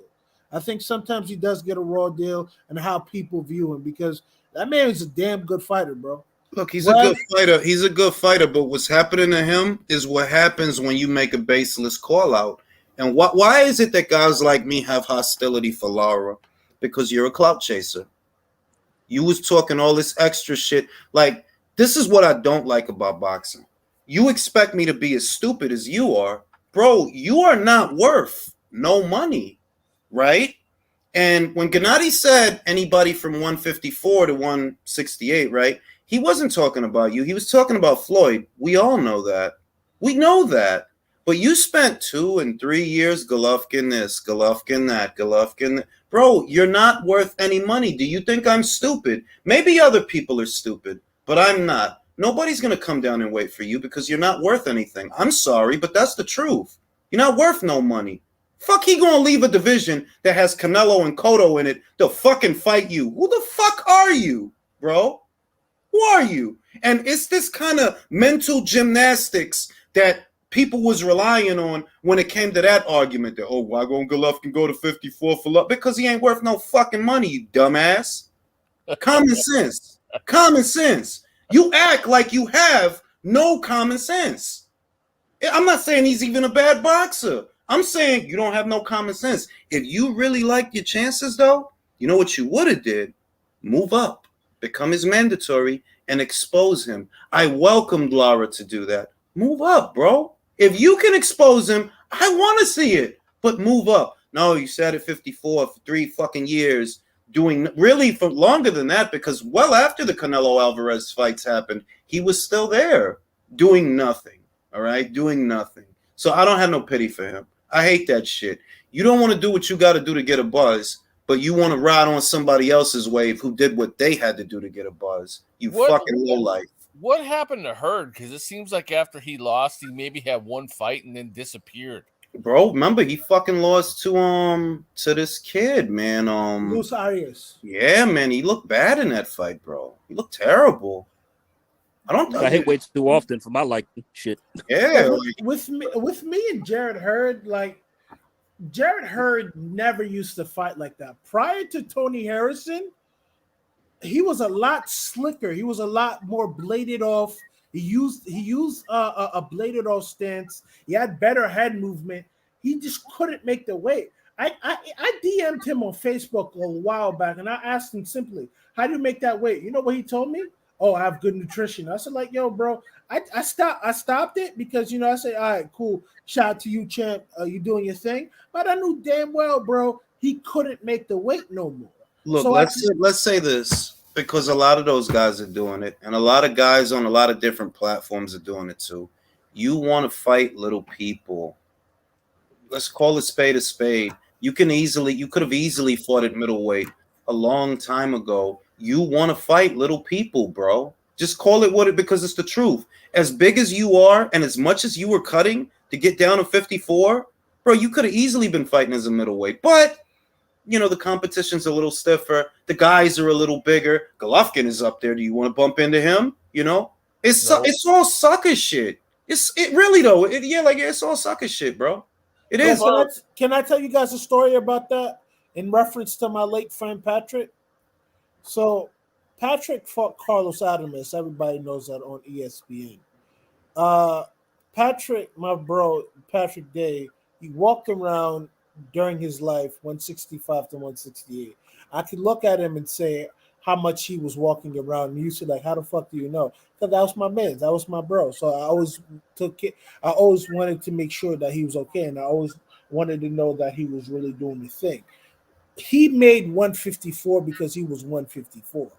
Adames came into that fight, go on the scales. They said they were going to stop that fight from even going on because Adames was so dead on the scales. I think he made like 153 or 152, right? When he comes into the ring, my bro's like 167, 168, his natural walk around rate. Adames he was probably 182 coming into that fight. Damn. It's a lot of Zerto. Look at Zerto. But let me finish the story. He should be a cruiser. The story was this, though. Unfortunately, my man had suffered a brain injury before his fight with Conwell. That's why the things happened to him that way. Because the last round when he got hurt with overhand right, and it kind of fucked his equilibrium. So that's what happened. So that's why I don't like weight bullies, because my man's unfortunately is not here because of that. He did the right. But that's the point I'm making, that the guys that are doing that, a lot of them, they're compensating. Like Zerto is a brazen example. Bro, let's be honest, bro. You probably rehydrate the 200 pounds, and you wanted to cut all the way down to 168 and all the way down to 75. Why? If you go up there with them cruiserweights, you ain't got no size advantage, and you don't hit that hard. You really didn't hit that hard at super middle or light heavy. But you want that advantage, so you will. Go ahead. I was just gonna say that's where he belongs, at cruiserweight. Yeah, bro.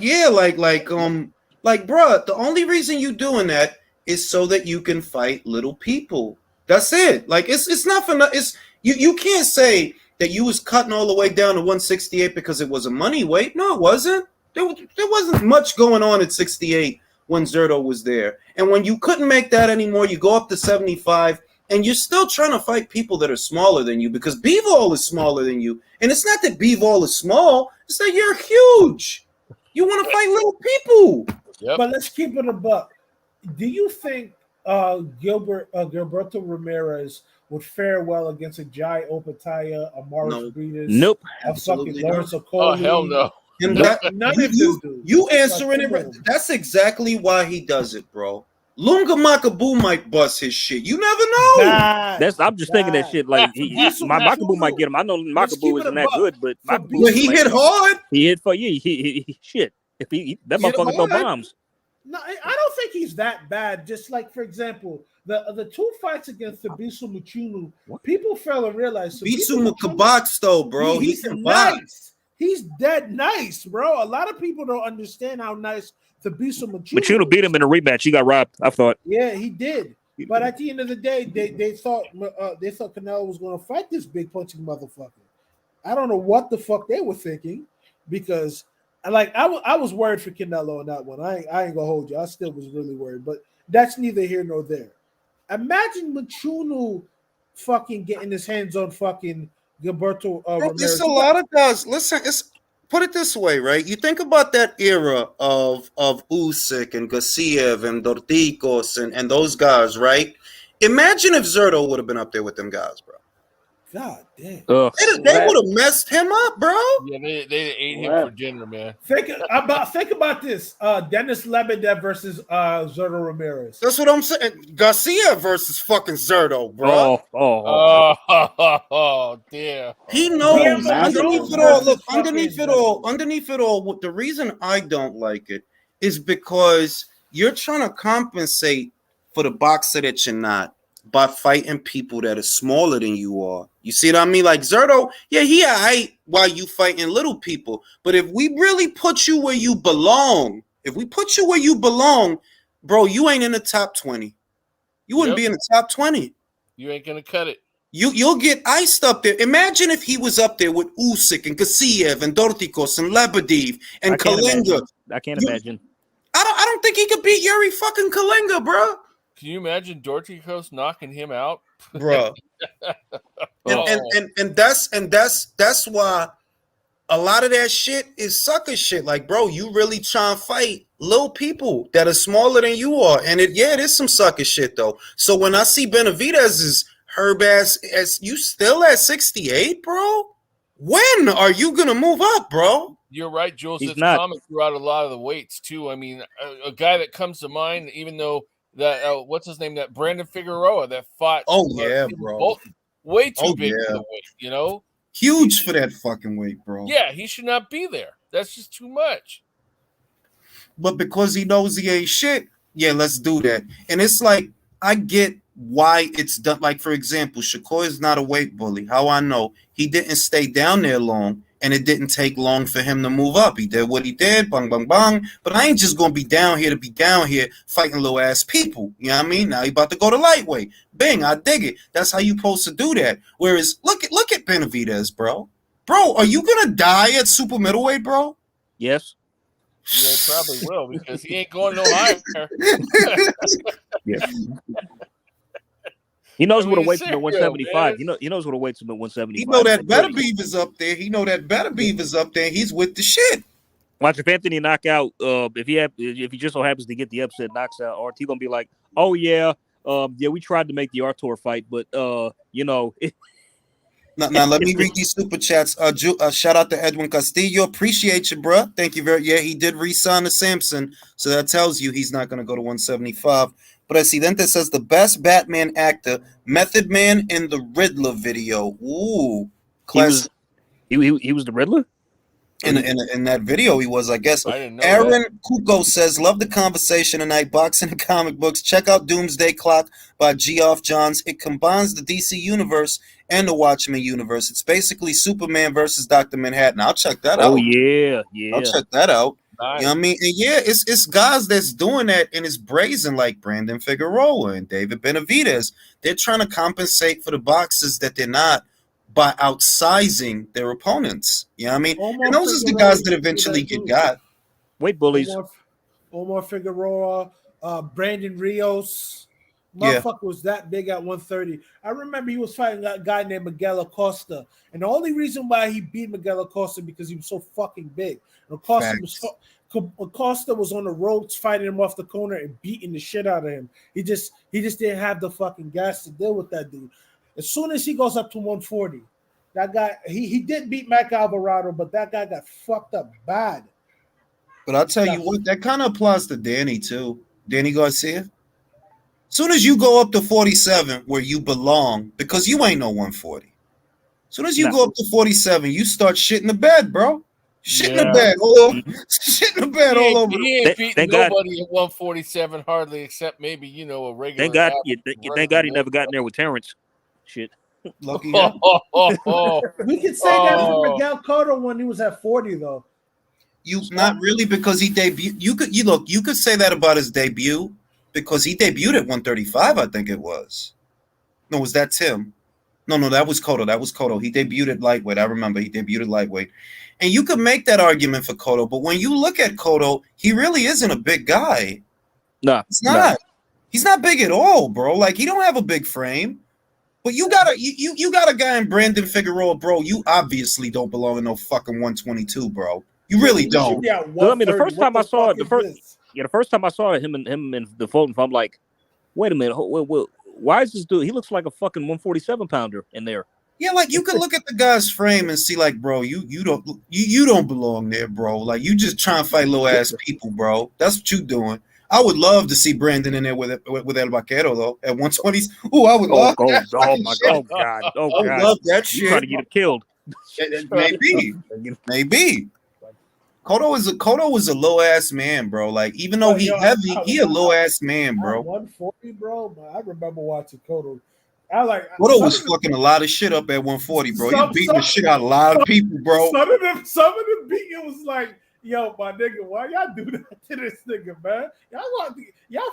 Yo, Cotto ruined a lot of lives at 40. He didn't fuck boxers up. Word, Yeah, like Jose looked shot, y'all. Say it again. Jose looked shot. He is shot, bro. He been shot since the plant fight, bro. For real though, he been shot since the plant fight, bro. He ain't never his whole. You know what his whole shit was? It wasn't a fight that he had. It was because the Gale vacated instead of fighting him. So he became like a fake boogeyman because the Gale chose the money in the Eubank fight instead of fighting Bolivita. But he who he beat, bro? Can somebody tell me? He lost to Lionel Thompson. Andre Durrell? Let's keep it a buck. Lionel Thompson looked better in beating fucking Bolivita than fucking Killer Plant, to be quite honest. Yeah. Fisher Genius says that Sebastian Fundora is a height bully. How are you? Okay, weight bully I get, but height bully? That's a nice ass blazer that David Morrell got on. It's hard to say that about him because of how he built. You know what I mean? It's hard to say. Like, my thing with him is like, bro, you could easily fight at middleweight. But he is that tall, rangy Kevin Garnett kind of guy. They're like, nah, you just a naturally really fucking skinny person, bro. He says he doesn't look healthy at all and that the weight he should be fighting at is 175 minimum.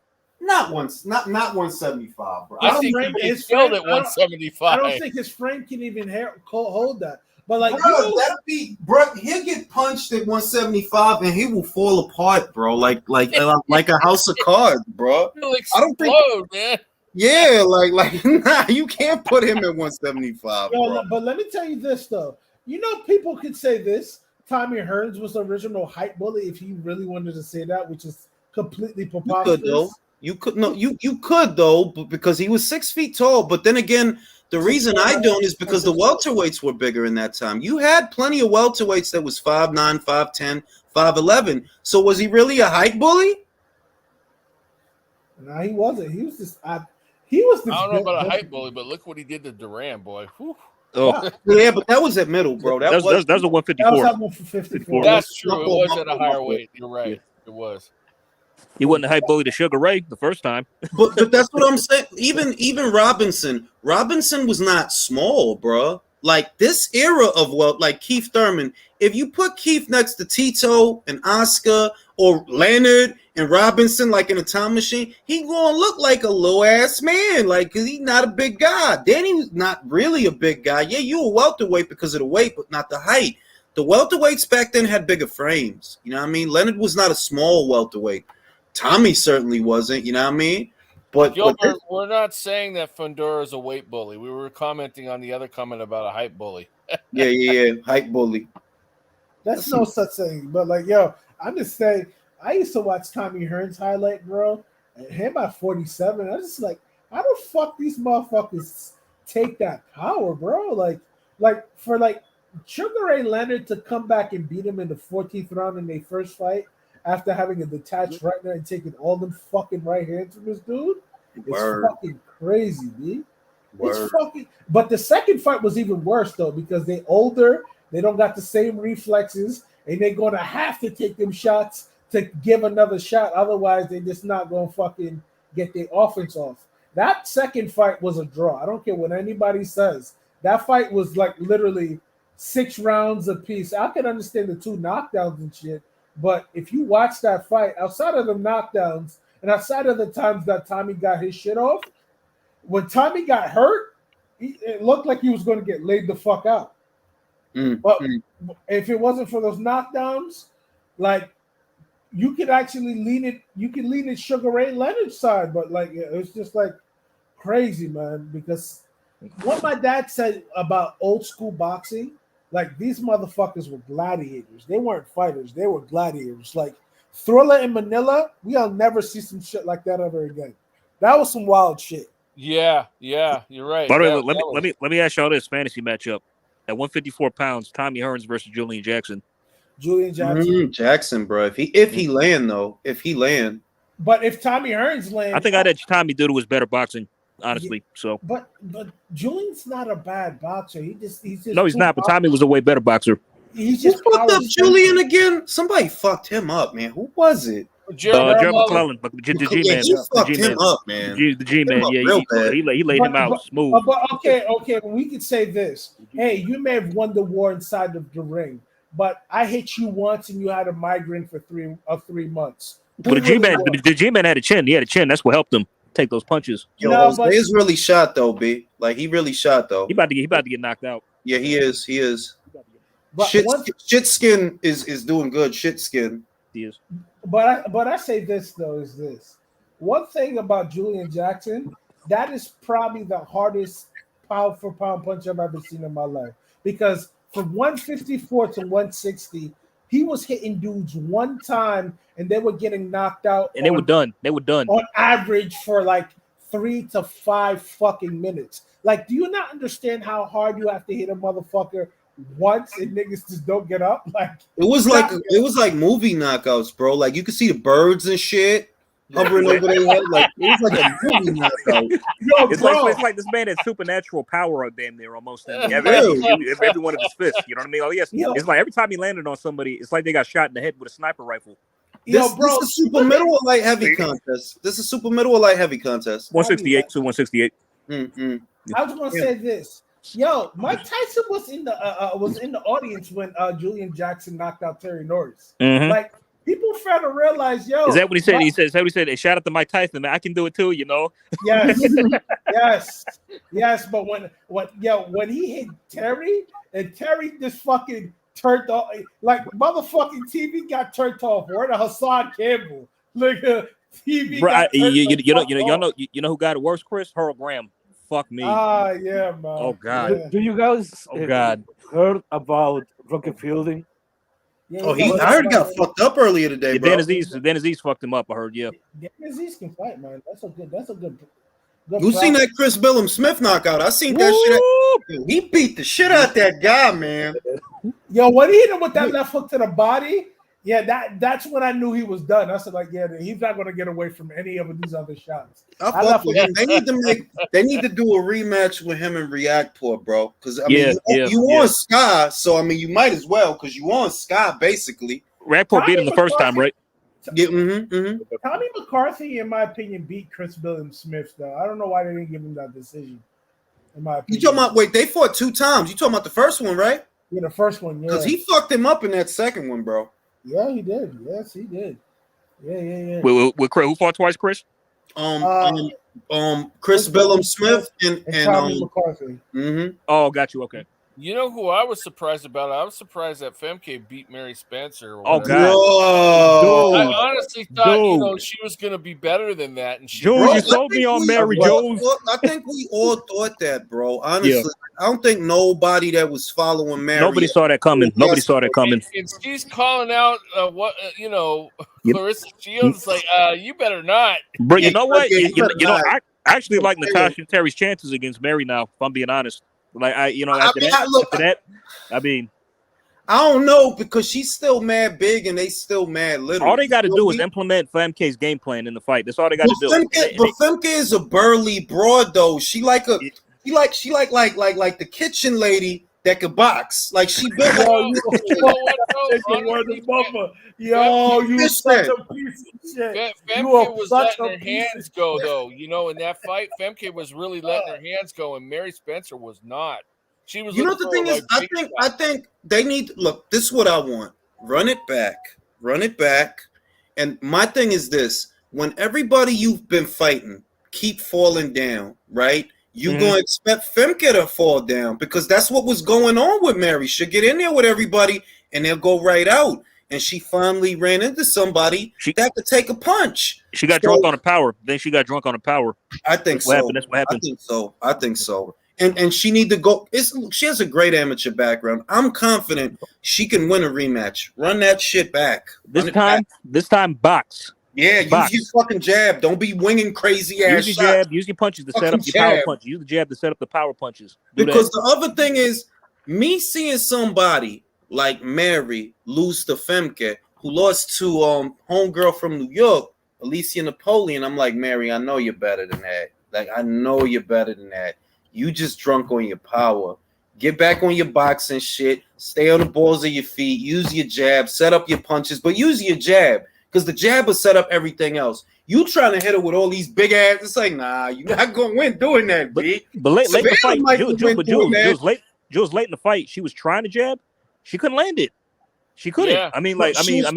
She was throwing a single jab. This is what's deceptive about Mary.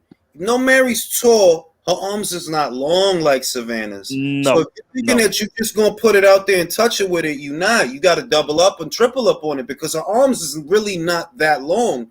The reason she's dangerous is if she double, triple jab, get mid-range to inside, her punches is really short for somebody that tall. But it's deceptive because you see her height and you think, oh, like Savannah. No, Savannah arms is long as shit. She don't got to be close to you to hit you with nothing. So Mary is Isaac Frost.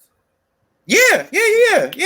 Mary, like the style that best suits Mary is a combination of Jarrett Hurd and Tony Harrison. Like, yeah, use the jab, but to get inside. You know what I mean? Because you can't just shoot that right from the outside and it's going to land. It's not going to land. You got to set it up. And that's what she was doing yesterday. Like, you can see the desperation. They're like, yo, you throwing all this crazy shit and nothing is happening, yo.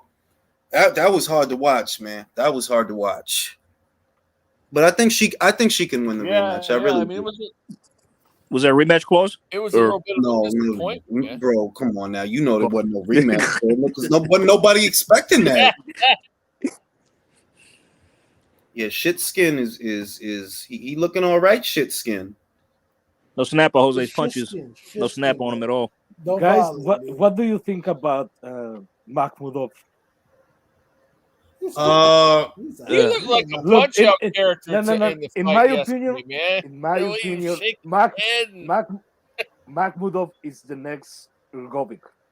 He's gonna get exposed soon. You know why he's gonna get exposed, Leo? Because he don't got nothing beyond that 1-2, man. And he's slow. He does the same shit every time. Yesterday he was like wild hooking and all this crazy shit. It's like, bro, what are you like? What is this shit? It's like I ain't gonna hold you. I thought fucking Hergovich is slow, which he is. I'm telling you, man. Slow, bro. Makhmudov looks like a freaking character from Punch Out, dude. He'll shake his head and he's gonna hit you. You know, that's the signal. You know, head shakes, boom. I'll say what he has that I see that is very good. He has good feet for a man his size. He has good feet, but his shot selection is just. It's like a club, like he's like a caveman. Ugh. Good. Yeah, it's like, bro, you gotta because he has good feet, believe it or not. Like, now you can move those feet. He can for a man that size, but he just don't show nothing outside of that 1-2, man. Like, really, he don't nothing outside of that 1-2. No uppercut, no left hook, not even a right cross. It's like a big old. Ugh. Man, you ain't gonna hit nobody with that shit, bro. I mean, but Julius, earlier you talked about Joe Joyce, and I think honestly, my take on him is like I think that I do it. He didn't look good in the Takam fights, the Hammer fights, and the Bryant fights. But I think that, in the Parker fight, he looked good. He dominated and battered Parker and knocked him out. I think honestly, what it is that he fights to the level of his competition. Yeah, I think that's what it is because like if he's in there with somebody good, he'll be switched on. But if not, he'll probably just be like, okay, I can kind of just linger a bit till I get him. You know what I mean? Also think Jay. I also think it's this: styles make fights. A lot of those dudes that he was facing were a lot faster than him. Carl Takam. Also, you can't come to the conclusion that because he stopped a guy who's literally known as the most polite heavyweight, that oh my God, he's this terror, bro. Parker don't got no killer in him. We've known that for about 3-4 years now, bro. He's also losing a step too, man. He doesn't look nearly as fast as he once was. Back in that AJ fight, exactly. He was a lot more active, and he looks a lot more cumbersome and slow now, methodical. Remember, he looked like shit in the Junior 5 fight, bro. Like, if we think about, like, I don't want to shit on Joe, but I don't like when people get carried away that, okay, he stopped Joe. I said he was going to stop Joe, bro, okay? I knew he was going to stop him, but why? Joe don't have no killer. He don't. All right, it's been that way for 3-4 years now. They're like, yo, this dude is too polite, bro. Like, you don't go for it. You have everything you need to go for it, and you don't go for it, bro. You got fast hands. You move well. You know what I mean? Got good feet, good shot selection when he does let his hands go, but you don't try. So because Joe Joyce stops you, no, I'm not going to arrive at the conclusion that you could take everybody punch. You haven't fought the guys that can punch. Right. No. Right. And let me tell you, Gilbert says, how about Makhmudov versus Bakoli? I love that. Oh, yeah. I got to give the edge to Bakoli, though. Yeah. what about Martin Bakoli versus Jared Anderson? Come on, man. Why you got to throw my mans in them in that shit, man? Leave him out that shit. Nah, bro. I think that no. Enough, Leave my man out that shit. What about Bakoli versus Joyce? I love that shit. Like that shit. No, yo, I love how he beat the shit out of Tony Yoka though. Like it was really like a father. Bakoli needs to stay. He needs to fight. He needs another fight, man. He needs to get another fight. Nobody want to fight him, bro. But you see what he did to Yoka, and who the fuck gonna want to fight him? Jared Anderson, nigga. Come on, B. Leave my man alone. Jared handle him. Jared handle him. I think Jared can handle him. Fighter, man. Come on, bro. You can't get him hurt, man. He's a fighter. You can't leave him out of the danger zone, man. Hey, man, he fucked up Jerry Forreston too, bro. Come on. I think it's time. You know what I want? I'm gonna tell you what I want. No cap. This ain't even bullshit. I would like Bakoli versus Takam. Takam is a stubborn, crafty fucking guy, bro. He is. He really, like, to me, if somebody exposed Makhmudov, it was Takam. Yes. All he did was lean to the side and get under the right, and he couldn't even land that shit anymore. Broke his knockout streak, too. Broke that, exactly. Like, just getting under that shit. With all due respect, he doesn't have a very good shot selection, and he just really relies on his strength, but he doesn't have a lot of high IQ boxing in there, in my opinion. No, he doesn't make adjustments when he needs to. No. Who you talking about, Makhmudov? Yeah, I'm talking about the guy who looks like Frankenstein. Him and those eyebrows, bro. It's like, what the fuck? Nah, he looks he like really a video don't. game. Like he's physically imposing, obviously strong, some athleticism, but he is very basic. Like, when you take that away from him, he's got nothing else. He gets Dude, pieced that big up. Cross-eyed look in his size, he looks scary, man. He gets pieced up by Elite. I think AJ beats him. I think Joe Joyce fucks him up. Joe Joyce knocks him. Joe Joyce gets him.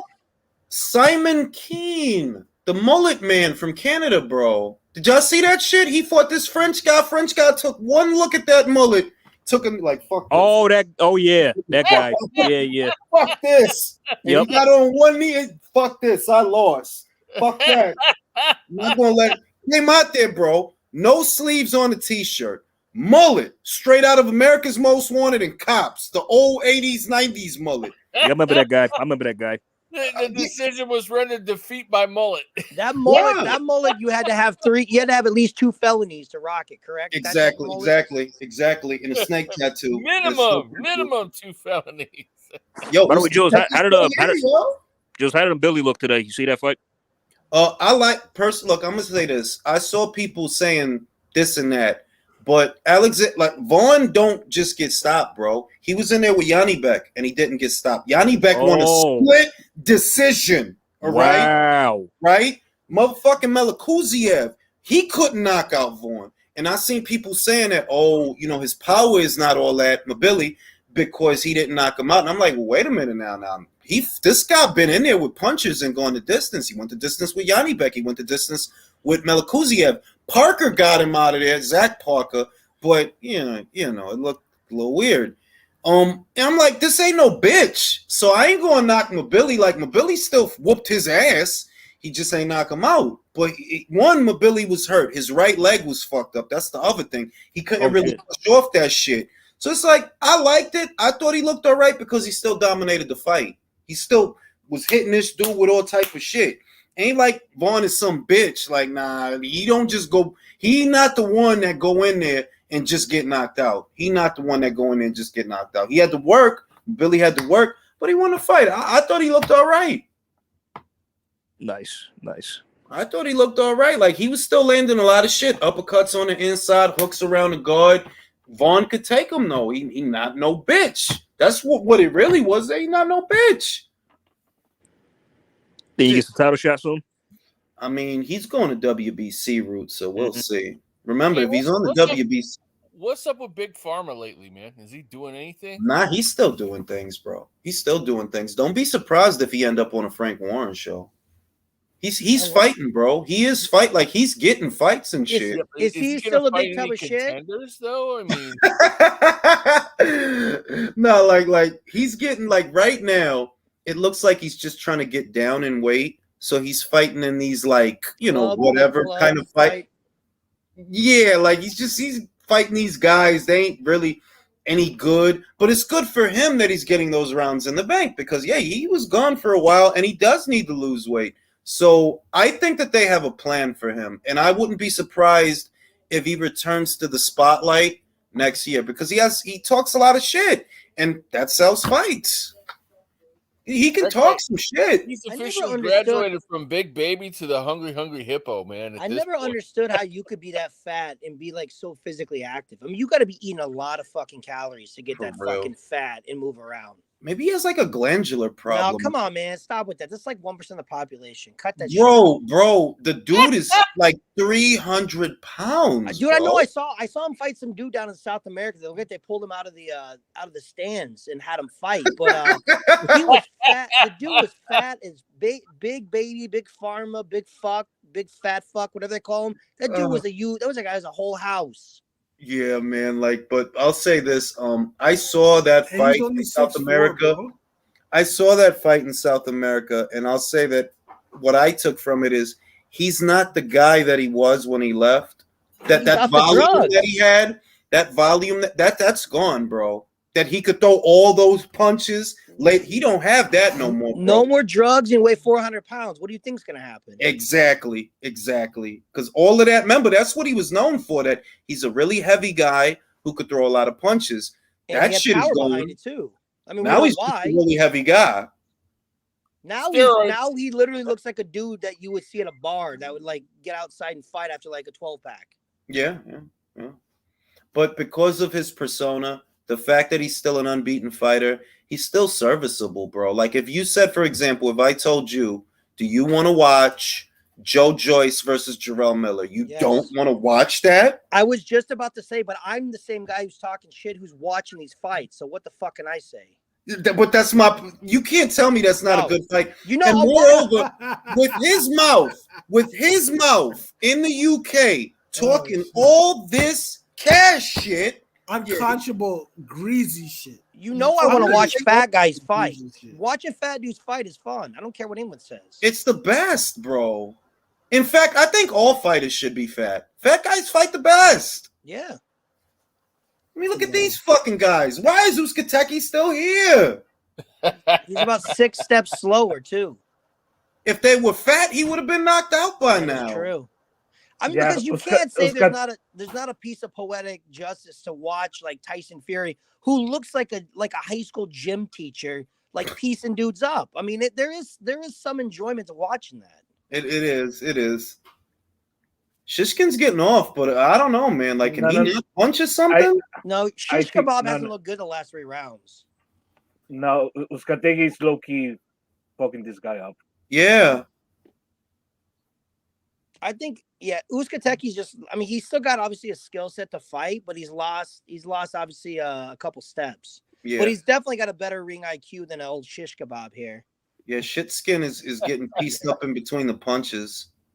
He's getting off, though. He's getting off. I'm just wondering what's his, like, because he doesn't seem to be, he's not backing off Uzcategui. Uzcategui's taking those shots clean.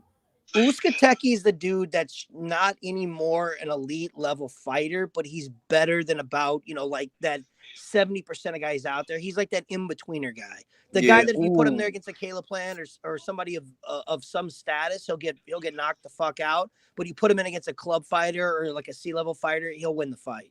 Hey, yo, Villain, I have a question. I know this Uzcategui is a boxer, but why he has a humpback? Oh, well, like kyphosis, right? Like Uzcategui just almost knocked him the fuck out. You see that punch? That fucking uppercut, bro. Yeah, right to the skull. Yeah, if Uzcategui has lost 2 steps, Villain. Yeah. Does that mean that Errol Spence has lost 12 steps? Yeah. Clearly. Probably. Yeah. Clearly. Oh, that's fucked up. Clearly. Oh, that's fucked up, bro. That's fucked up. That dude about to fight Keith Thurman, bro. I don't know what that shit is gonna do, bro. I don't know if he's gonna just slump Errol Spence on some wild shit, just straight KO. You know what? Let me ask you this question. Not to interrupt. let me ask you this question: If he ends up, just say somehow Thurman wins the fight, can Bud somehow make that fight against Thurman a lot easier? Bro, look, neither one of those two bums beat Bud, man. I know that. I was going to say the speed alone. I think Bud's ring IQ and They're speed. bums. I'm going just, and I never use that word, but those are bums compared to Bud. Those are bums. And Errol, I'll tell you what. Keith beats Errol. We probably don't get fucking Thurman versus Crawford. We probably do. But you know what does happen? The Spence fans die. They die. Well, I think half will die. Half will still stay and make excuses. They're like cockroaches. They'll just leech. They're like leeches. They'll just leech onto some other. They'll go to Ennis. Ennis will be the fly by night fans. Yeah, shout out to Rachel. Everybody chill. Shout out to Rachel Donaire. Yeah, Uskateki's trying to find his way back in the fight, but he hasn't really won a round. But he's stubborn. He won't go away. He's getting hit clean, but he won't go away. He's still crowding the pocket on Shishkin. Shishkin is landing a lot of stuff, but he really isn't getting Uskateki's attention. Hey, Rachel, jump on. Also, Rachel, Spence ain't shit. Don't forget that. No. I just want to say, Spence ain't fight. Clap your hands. I want to say this. I really don't think Spence is gonna stop Thurman. You don't think he'll stop him? I think he's gonna win. He's gonna win by far and wide, but I don't think he's gonna stop him. I mean, if Thurman this is what I see. Barrios managed to get Thurman's attention at one point in the fight. He hit him with I think it was a body shot. And remember that it's going to be a year in between both of those fights, the Barrios fight and the Spence fight. So once again, he's shaking off ring rust. They haven't even announced any of that fight yet. Anything. They got nothing. I mean, I heard it's March, bro, but I don't even know. I heard it's supposed to happen in March, but I don't even know. You know that one day Rachel's in the Bahamas. Oh, that's cool. You know that if they put themselves in the 1 year schedule, like one fight per year, they're just gonna keep putting themselves in a tune-up cycle. But that's what they're virtuoso. That's what he's like. He's in a perpetual state of tune-up fights. Like literally. Like the last fight was a tune-up fight, and you need a tune-up fight next to now, but you ain't about to get it. I'm just wondering, can Spence stop the guy? Chris, can he stop the guy? I'll take that silence. I agree. I mean, that profound statement. It's a good point. Makes a good point. Villain, can Errol stop Keith Thurman? No, I don't think so. You don't think so? No, I don't think he'll stop. I'm not saying he can't, but I don't think he will. I mean, yeah, I think he has the capacity to do it, but no, I don't think he will fight. I don't think he'll stop him, no. I mean, stop Ugas, though. Okay, and tell me how great Ugas is. Remind me of how wonderful he is. Shit. Damn. Now, I understand because he's on the PBC platform that he's the second coming of Christ, but his resume, there's more to be desired. So, Ugas' best win is the loss to Thurman, isn't it? I mean, to Thurman, to fucking Porter. Because, a lot of people thought he won that fight. I didn't. But that's what I remember a lot of people saying, that Ugas won that fight. Okay, well, let me ask you this question. Did Errol Spence stop Porter? No. Okay, then why do you think if his best win/loss is against Porter, why do you think then Thurman? I think they're all pretty interchangeable, to be honest with you. I'm there. I'm there because I do think they're on the same level. I don't think Thurman will be busy enough, and that's the problem. He won't want to sit. He won't want to sit in the pocket with Errol. No, you don't do that. You don't do that with him. Because of the body punches. No. I don't think Thurman wins the fight, but I don't think he'll get stopped. I mean, how prolific is... Let me go to Leo. Leo, does Errol stop this guy? Are you talking about Spence versus Thurman? Versus Thurman. No, I don't think. This is the thing. Thurman is going to feel the power, and it's not going to engage, and it's going to run for 12 rounds. Yeah. It's going to minimize the punishment. It's going to stay. It's going to do like something like Butler. He's gonna fight him off enough to not get stopped, and that's it. Do you think he has, all right, now, because Thurman is going to be shaking off ring rust, do you honestly believe that he can stay on the balls of his feet long enough that he doesn't get stopped? Because you know that in his heyday, Thurman was a mover, in and out guy. Wasn't even really much of a jabber. Thurman really isn't much of a jabber, you know. But most of what Thurman used to do that worked for him was athletic stuff, not fundamental stuff, athletic stuff. And the Thurman that we have now, you know, he's losing hair, he's losing steps. You think he can play keep away 12 rounds with Errol? Yeah, and this is why. Let's for example, the Spence versus Algieri fight. Spence knew that he could run off to this guy because he wasn't any threat. Algieri was never a big puncher.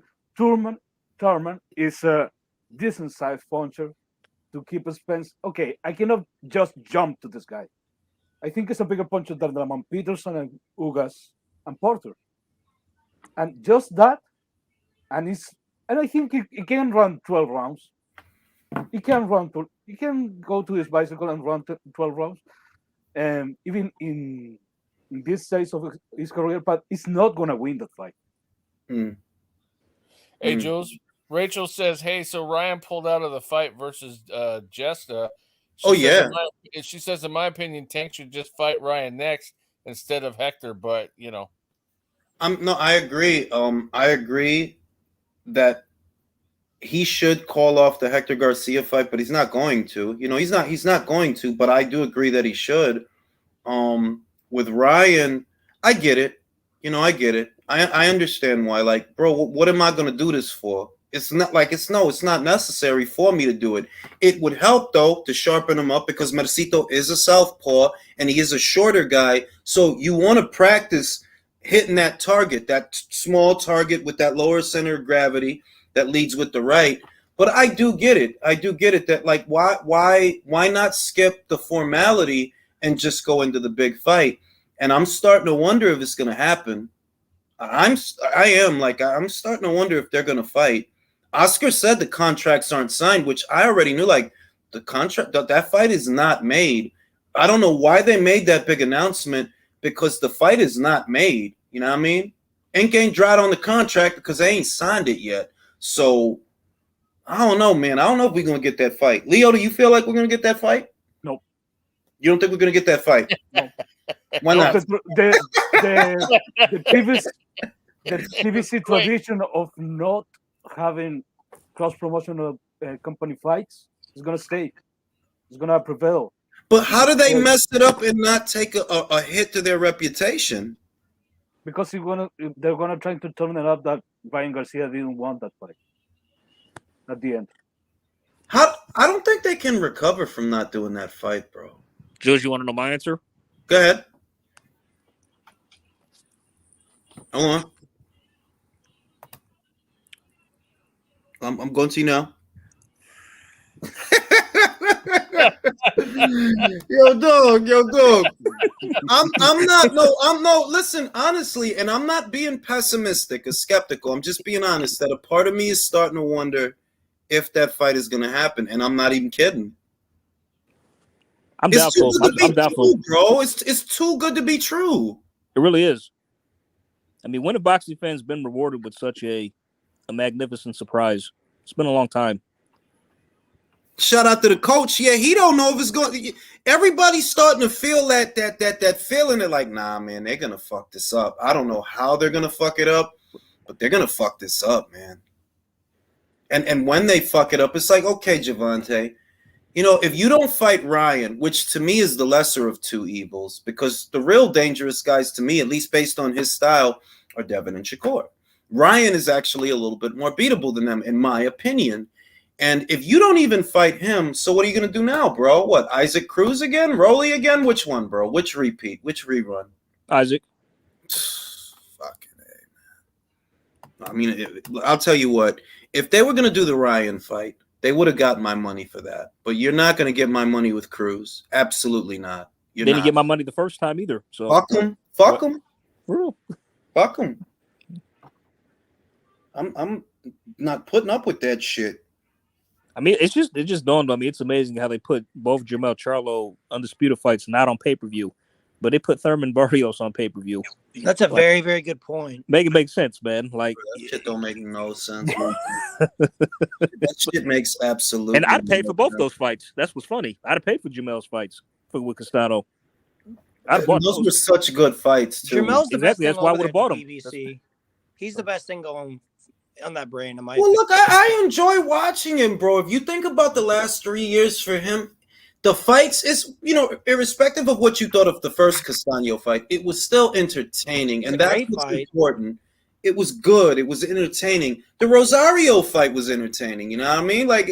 Good fights. Good fights. Do you know why he's a guy that is enjoyable to watch? Because he's fighting competition that has value. He's fighting competition. He's fighting fights we want to see. And there's that chance that he could potentially not get knocked down or lose. And that's what we want. I'm so tired of these fights that are so melded in. You already know what is going to happen before it happens. It's almost just like a process to go through it. It's not even really enjoyable anymore a lot of times because the outcome is already predetermined. He's getting there. When you put a David Benavidez in there with a David Lemieux, you might as well not even make that fucking fight. You know what I mean? Like, we all know what's about to happen. It's like the Montiel fight. It's about to happen. It's the same concept. It's just a. Well, the Montiel fight didn't go how we thought. That is true. That is true. Like, bro, you're supposed to kill that guy, bro.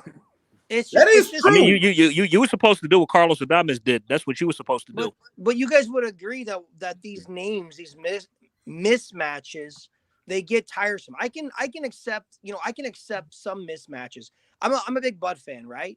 But if he kept fighting the David Avanesians, if you fought everybody that at some point in time, it grows stale. You want him to see fight an Ortiz, a Virgil Ortiz, or fight an Ennis, or fight a Spence. It's got to be, there has to be the chance that potentially something big could happen. And that's what I'll give Charlo credit for, because when he gets in there, there's the opportunity that something could happen. Even his next fight. And the other thing is, if he sticks to his word and he doesn't move up in weight, there are a lot of nice little fights there for him. Fundora, Murtazaliev, Kurbanov, Madrimov.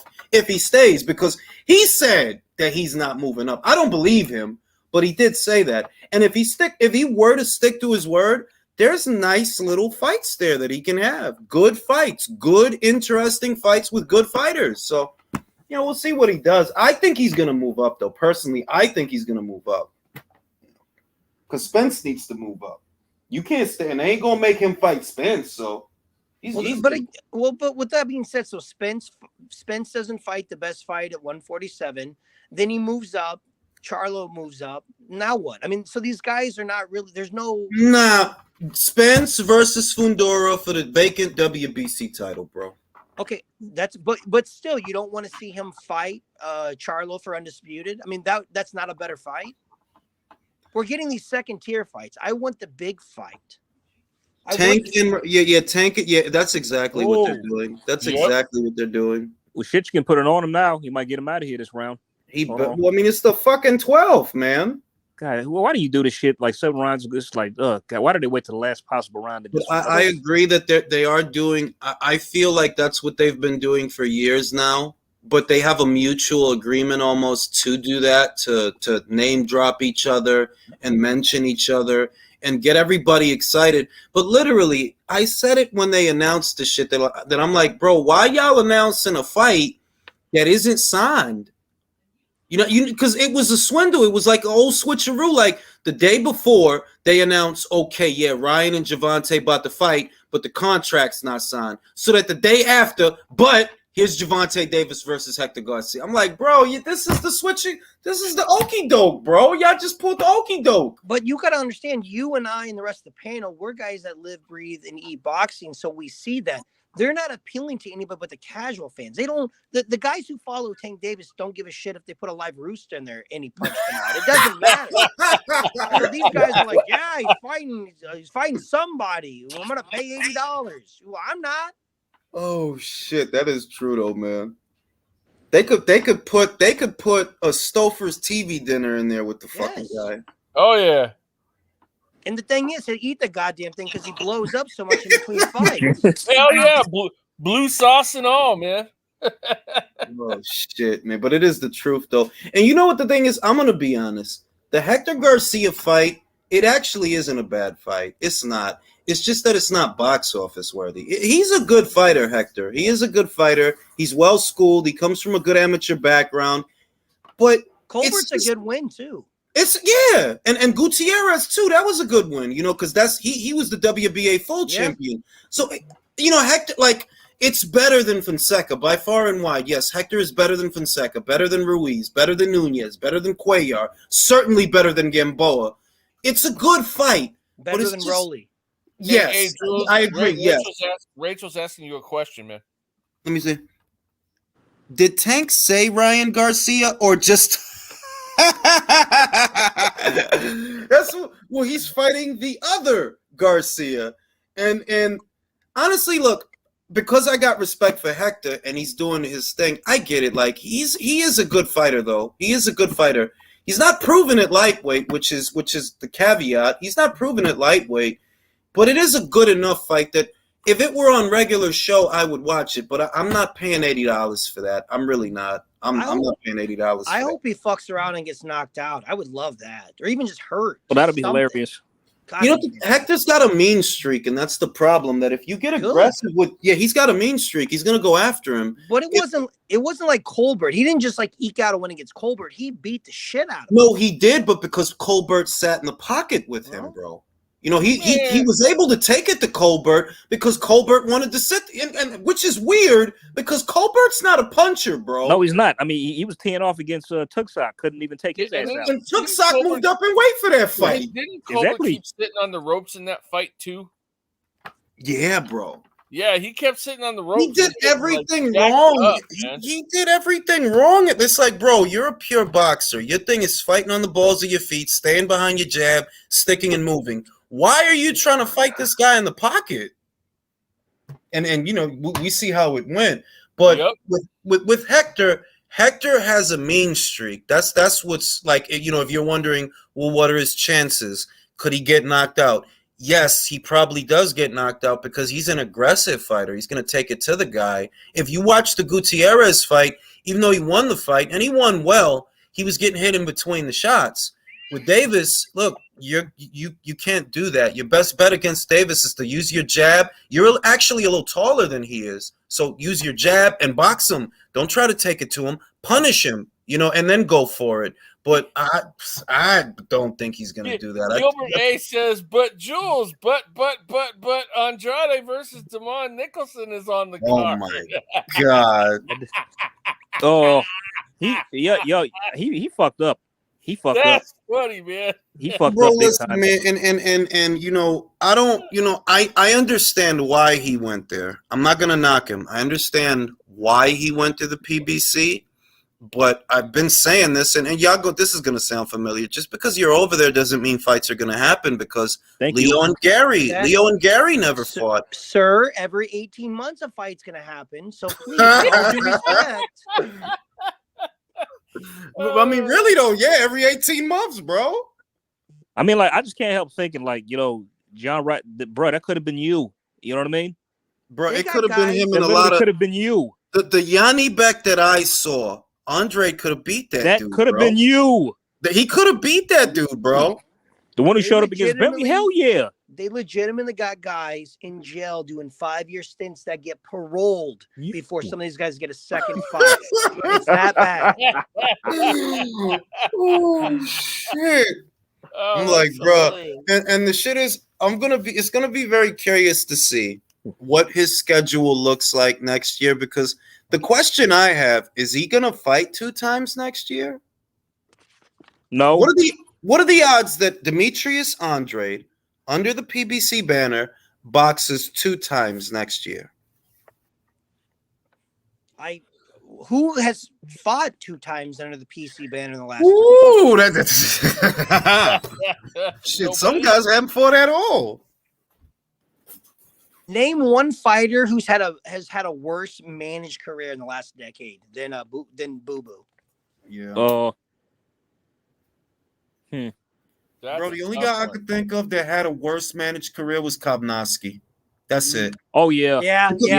Yeah. Because he turned, they turned down the AJ money, and then they get lucky. They get offered 7 figures to fight Chisora, and they turn that down for Ali Demirezin. Whomever did gets that his ass should whooped be by in that guy. jail. That is criminal. That is a criminal charge that happened. It is though. Like it really is. Like that's fucked up because that guy has a kid, man. They turned him into a gatekeeper. That's what they did.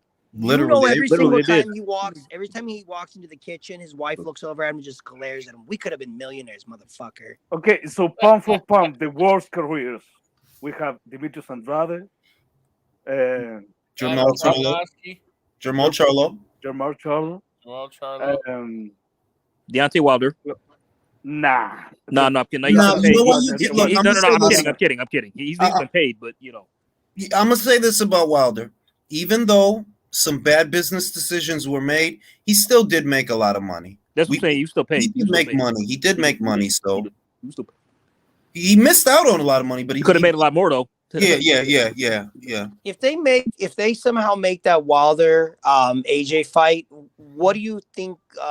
What kind of purse do you think those guys pull for that? Huge. Today now. Huge. I mean, the only way I see the fight happening is if Wilder goes to the zone, and I don't see that. Well, happening. he's gonna have to go overseas. There's no way that AJ is gonna come over. If you want the money, it has to be on the zone. Yeah, if you want the money, it has this whole thing about it has to be on Showtime, bro. You've been fighting on Fox for the last 3 years, bro. No, it doesn't have to be on Showtime. Okay. Can we add Luis Ortiz to that list of badly managed careers?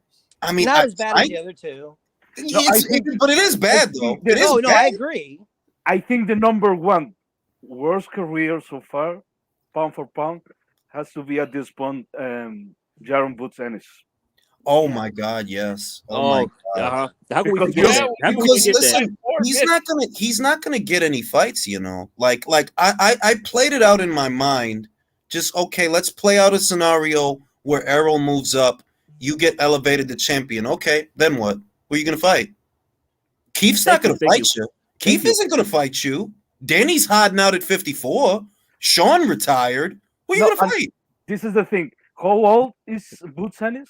He's like 26, 25, 26? 24, 25, something like that. Yeah, right. Yeah, because he's not an old guy. He's not an old guy. No. It's older than that. He's close to his 30. Oh, let me find out. Bro, he is not in his fucking 30s, bro. He's like 27. Who said that? Who said he's in his 30s? Nah, he's not in his 30s, bro. No, he's not. Who said that shit? No, bro, he's like 20-something, bro. He's 25. He's 20. He's 25. Oh, he's 25. I looked it up. He's 25. He's 25. I think he's 25, man. He's 25. The real problem he has is with a belt and all, right? As fragmented as the welterweight division is, he's not going to have no meaningful fights, bro. None. Zero. None of that shit that people talk about is going to happen. Like, I already know he's going to get elevated to champion. He is. He's not going to get no fucking Spence fight, bro. That's on its way because this fight's for an interim strap. Spence is going to vacate, move up, then he's going to elevate him. They're going to phone it in, watch. And the problem is, even with a belt, even if you get that belt, what you need isn't a belt. What you need are fights. You actually need fights more than you need a belt. And Conor Ben, he's going to come back. You know he's going to come back. And you know that kid is worth some money. And I'm just telling you, Conor Ben with no belt makes more than Jaron does with a belt. Yep. Yeah, that's how it breaks down. That dude has the whole UK behind him. It's sad. I think it's fucked up, but it's the politics, bro. Nobody is going to fight that kid. And because he's exclusive to Showtime, well, you can't even go anywhere to get fights. Okay, how much longer do you think his contract is with Showtime? Bro, the way their contracts are, bro, he probably over there for the next decade, bro. We probably looking at 2 presidential terms. Jesus. That's what I'm saying, bro. Are you saying that Joe Biden is still going to be in office? Bro, I'm saying that Kamala Harris will be the president of the fucking galaxy. He'll still be on Showtime. Please, don't say that, sir. I'm telling you, dog, like, he's not going to get no fights. He's not. Because of the way it is. You couldn't get Thurman to fight him before, and it made perfect sense for this year to be his breakout year. Get him the Thurman fight. If you have to pay Thurman a lot of bread, it's an investment in the future. Let him be the guy that stops Keith Thurman. You know, you the passing of the torch. Oh God. Yeah. Oh, y'all, it made Frank Martin's eyes look funny. Yeah, he's got like cockeyed or something. It's like I'm getting hypnotized. Are you saying that dude could read 2 different pieces of paper at the same time? He could read 2 books at once, bro. 2 different books. I can't stand. Merchant, ladies and gentlemen, we have a cockeyed optimist in the house today.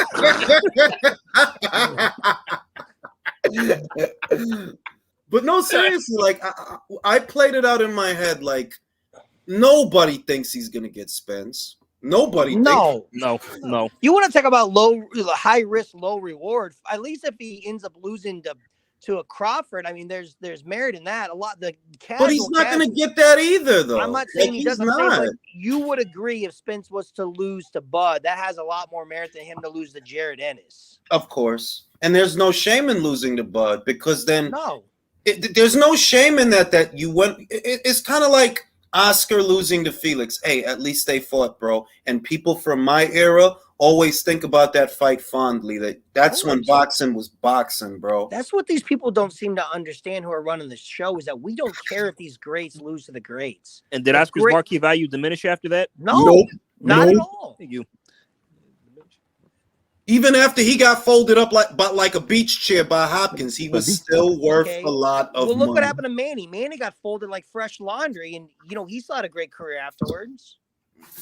So, I'm just thinking like he's like really fucked. Like he's fucked. Is he more fucked than Bud? Kind of. Look, Bud is in a place where they guarantee him millions, They do guarantee him millions every time he gets out there. So, I mean, whatever's whatever, but he's still making a fuck ton of money. With Jaron Boots Ennis, it's just like, if you can't get the fights, and then look at the network you're on, how active are they going to keep you? You only fought for 4 minutes this year. That's ridiculous, bro. Like, that's a damn shame. Why didn't they get you another fight? Like, what does Crawford and Errol and what they were doing have to do with you? Nothing.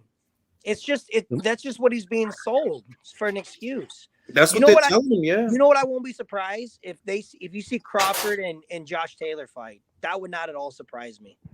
Maybe. That could happen. I could see Sky, because remember, he's more of a Sky fighter now anyway, He is. But remember how Bud was talking about, how Bud was talking about like going over to England. I mean, they could sell him on that idea. Come over to England. We're going to promise you $15 million.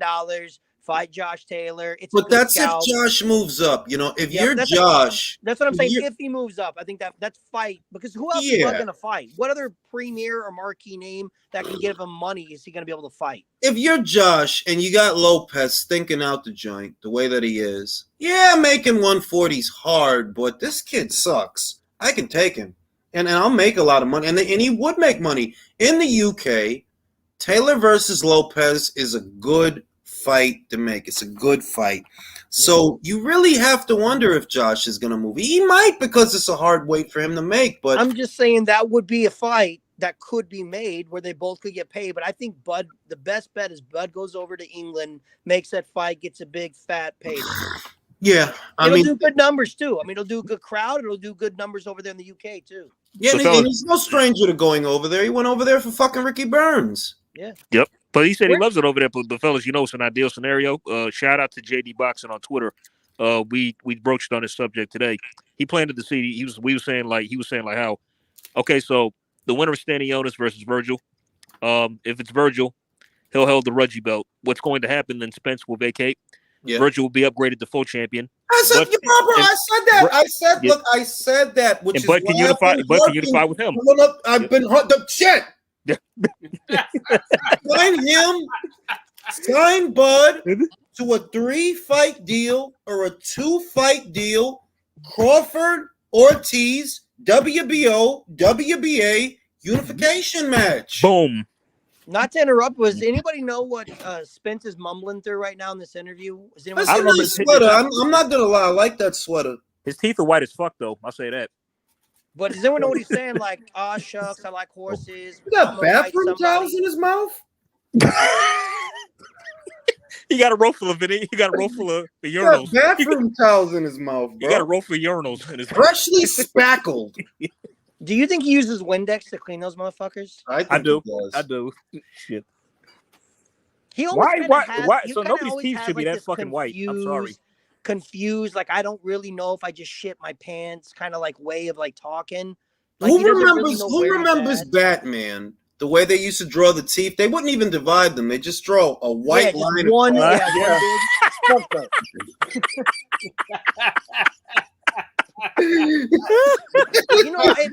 it's white line across. It's disappointing because I think the dude is so okay with somebody else just controlling the business end of his career because he just seems like a mouthpiece. Like, I don't really know what's gonna happen. Well, look, I'll tell you what. I'm gonna walk over here. For every one of those teeth and those veneers, there's a microchip that shocks him when he doesn't say the right thing. You talking about? Are you there?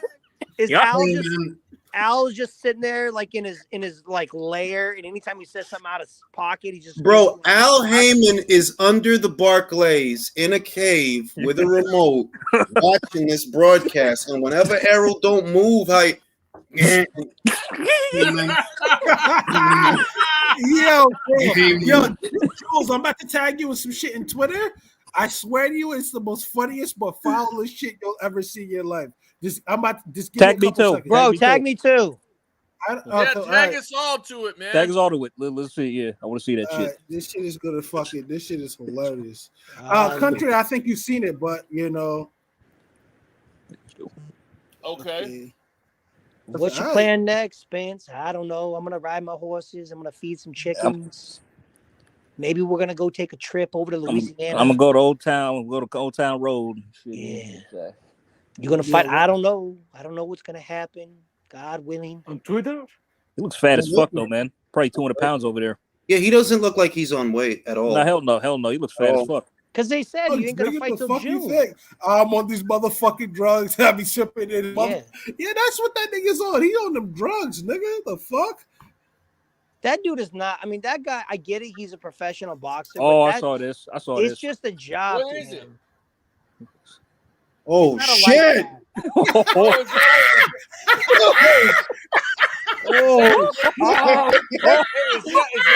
not even funny. That's even funny. That's fucked up. Snatched by the Tigers. Jesus Christ. Was she okay? Was she all right? Seriously, what you expect? She got him out fucking. Was she all right? Anybody? Was she okay? I'm watching it again. Okay, but hey, somebody tag me in that. That big ass tiger jumped out the me, motherfucker. Somebody tag me in that.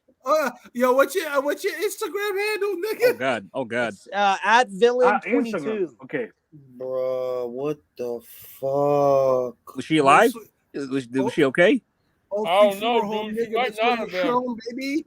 Leo, what's your fucking Instagram handle? Yo, she was eaten alive. It's at boxing. What? Sorry, at boxing. Listen, don't say nothing. A woman was eaten alive and another seriously injured after they jumped out of a car in a tiger enclosure at a Chinese safari park. Dramatic video footage captures the middle-aged woman flouting warnings by getting out of the car. Yeah. And she was killed instantly. That's we laughed. I'm sorry. Nature doesn't rest for anybody. I didn't fucking laugh. You sick motherfuckers laugh. I was laughing. You laugh at that shit. I laughed. I'm sorry. That shit's fucked up. Wait a minute. You can't be that fucking dumb, bro. When people laughed, they didn't know that she was eaten alive, bro. Yeah, by the way, we didn't know. Give people I did. Well, what else is gonna happen? Chris, you sick, bro. You sick, Chris. I ain't shit, but I understand. Motherfuckers can't be that fucking dumb. What do you think nature's gonna do? I mean, that's what they do. They tear the shit out of you. They eat you. Why are you shocked? Why are people shocked by that?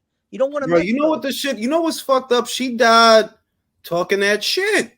You want to fuck around?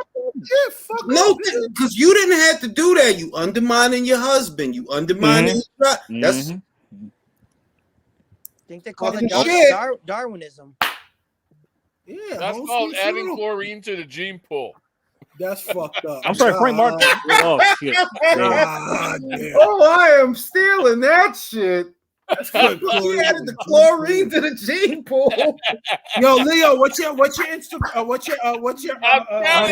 He put in the chat. He put in the chat. I'm telling you. Oh shit, bro. Frank Martin don't look like no lightweight. Nah, he damn sure don't. See, But you know what? Lloyd Schofield is huge, man, for lightweight. He's huge, bro. For lightweight. Big kids at lightweight, man. Yeah, bro. They just bigger in general. This fucking bro. This cycle, the Jermaine Ortiz kid, he's fucking huge for lightweight, bro. Yeah, I can't stand the Ali shtick. I do not like it at all. It's annoying. Yeah, it is though. Like he doesn't even look like Ali. No, he looked like Julian Jackson. It's like they need to stop with that fucking gimmick. Because he doesn't look like Ali. He don't look like Ali. Look like what you saying that every kid that has a flat top, it looked like Ali? No, bro. He looked like Jackson. He looked like Ali has a grandson. It's not him. Shit. And he don't look like Ali neither. Fuck. But he fights like Ali. No, the fuck he don't. No, the hell he don't. Shit. Mr. Rivera is actually the love child of fucking Tito Trinidad and fucking Julian Jackson. I see both of them. Julian Trinidad, bro. That's fucked Felix Jackson. I will give Ali's grandson. He has actually improved his game, and he's actually fighting. I mean, he's showing more improvement than Berlanga. Yeah, I'll give him his flowers. He's definitely looking better in the ring. What's so funny, He's not just going in there and looking better than Berlanga, bro. Seeing growth, bro. Shit, like Berlanga, he just getting worse. Frank Martin's one eye is on Spence and the other eye is on you want to go to Dubai, baby chick. You want to go Dubai, baby? You want to go to Dubai, baby? Yo, you know what, Jules? I see George Groves coming out of retirement and beating Edgar Berlanga. Bro, he probably could, bro. Do y'all see that Mikey Garcia is talking about maybe coming back out of retirement? I seen that, but you know what the shit is? Look, let's see if he do it. But if he do it, it is money out there for him, bro. Like on some real shit. What's a good fight for him? Javante Davis. Yeah. I'm just I don't like Davis, but no cap. If Mikey can make 40, this is how you play that. You put Mikey in there with Puello. Get him the BA. Get Mikey the BA. You want to fight, you have Mikey fight Javante for the BA. That does actually give Davis finally a respectable name since I would say so. Say so. Yeah. That's one way you play it. Another way you play it, the international route, which would be with Matchroom, you can have him fight Liam Pato. You know, you could have him rebound with Brock Jarvis and build up to Liam Pato. Get some Australian money out here, you know. Yeah, and they'll pay in those foreign markets. They'll pay to bring in some. They'll pay, or you could have him fight Stevie Sparks. You got good for him. You better make Stevie Sparks versus Paro.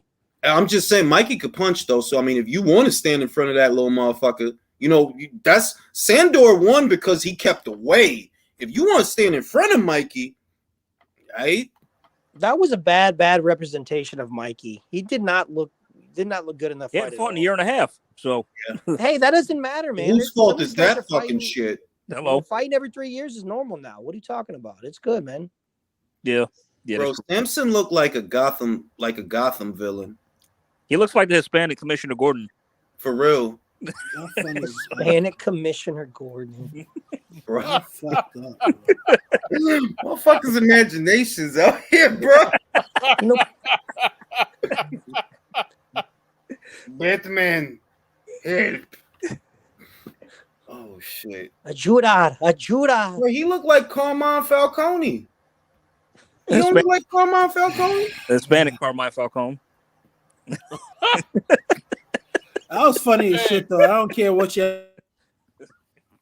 Nah, man, cause she died nah, that's fucked up, bro. Hey, that's fucked, man. I know I ain't shit. Yeah, that shit was Martin hilarious. is Heyman's illegitimate son. So he's got the height of, well, they're not the same height, so I don't know why they have them registered as such. They're not the same height, but Rivera's like an inch taller. He's got to be at least. He's got to, yeah, because I seen him at the weigh-in. He was taller than him. Yeah, he was towering over dude. We'll see. Like I said, if he can keep the jab in front of him, he can control the fight. But easier said than done. Shout out to Rachel Donaire, who said that yesterday. That easier said than done. When you're in there with the guys, it's different than watching it from the outside. Vivian Obenhoff got 16. I'm so sad about that, bro. I'm so sad about that. She didn't deserve that. She laid down that murder game on homeboy. You can't be like that, man. Pretty privileges, bro. Come on, man. You can't be doing pretty privileges.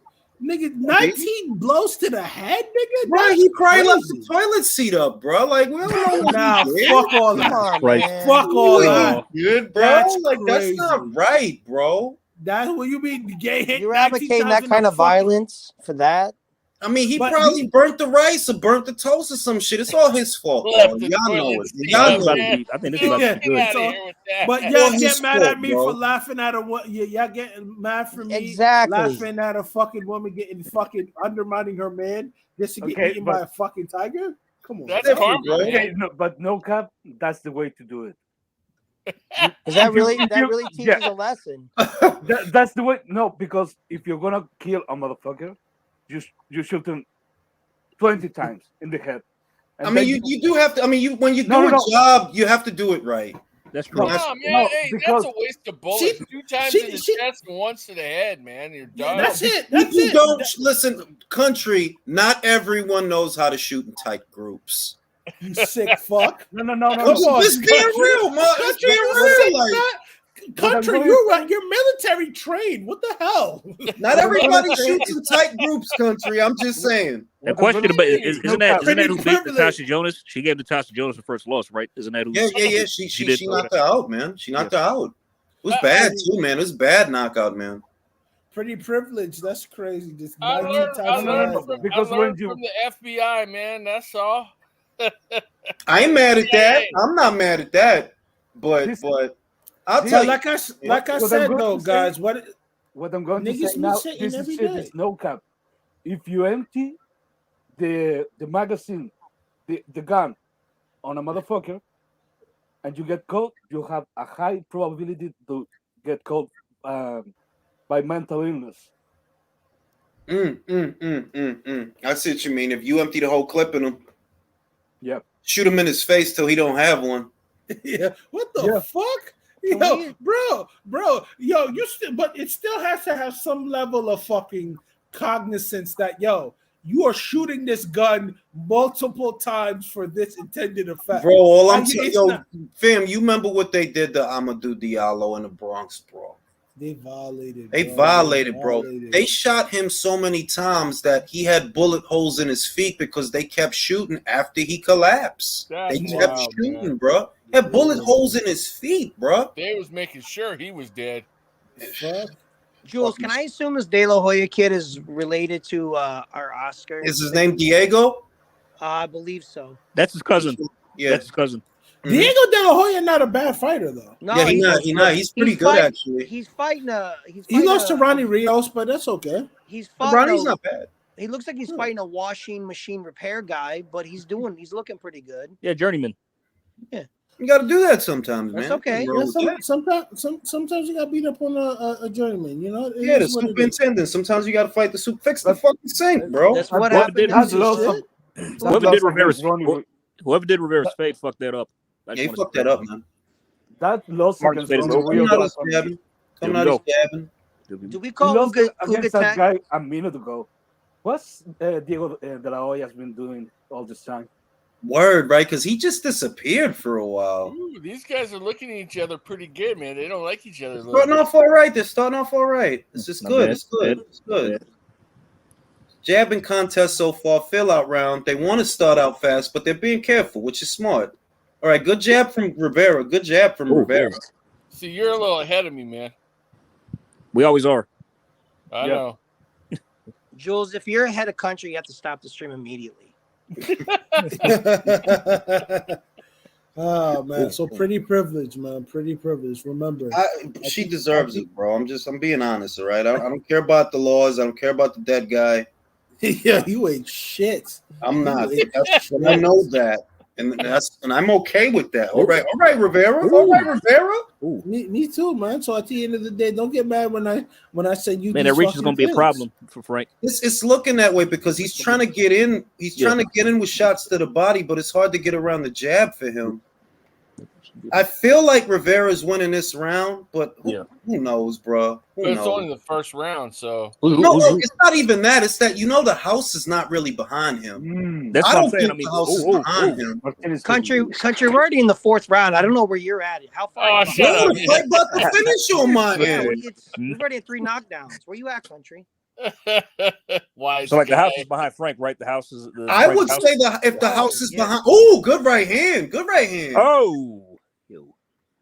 Like that shit, Rivera.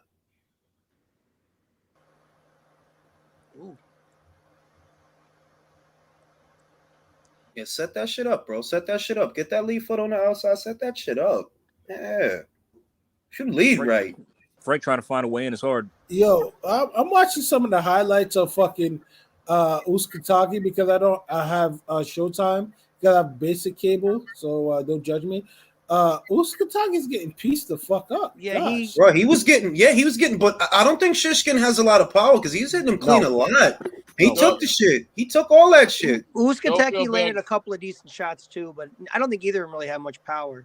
Yeah. Don't feel bad, Chris. I got basic cable too, so it's all good. So far, I feel like Rivera's winning the jabbing contest, but he won the first round. He had to beat him. I feel like he won the first round. I do. He got off a good right hand in the first round. He's controlling the distance with the jab. Martin didn't do much except be frustrated. Yeah. There's another right hand. Well, you got to keep that distance. He's got the range and the length on him. So if he fights on the outside, it's probably better for him, honestly. And with an uppercut to the shots. Uppercut to the dick and knee to the back of the head, okay? Did they rob him? Dude, I'm still laughing that Rolly found a big brother in Joe Joyce. Fucking crazy. What? Okay, Rolly and Joe Joyce. What the fuck? No, for real. That's for real, though. Yeah, they were hanging out. It was on video, bro. They were hanging out. Yeah, that's for real. Like, they buddies, man. That's his brother. Rolly reminds me of the guy who walks into like a bar, doesn't have much money on him, but he just kind of like gets his way into getting people to buy shots and drinks for him. Like the dude's got no business like hanging in crowds like this, but somehow he still is like keeping company with people like Joe Joyce. Seriously, Chris, Joe and Rolly were hanging out, man, and they buddies, man. It was on video. That's okay. That's I know of all likely people. That I guess Joyce has got himself a sidekick and a little brother now. So now nobody can mess with Rolly because if they do, he's gonna go tell Joe. For all his flaws, Rolly do hit hard as shit though. Because he's retarded.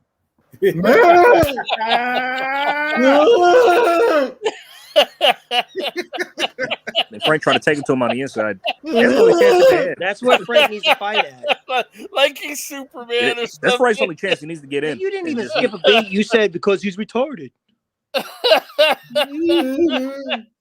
I'm Boli Domero. I punch. Hey, ODB says Rolly and Joyce equals Krang from Teenage Mutant Ninja Turtles. Ew.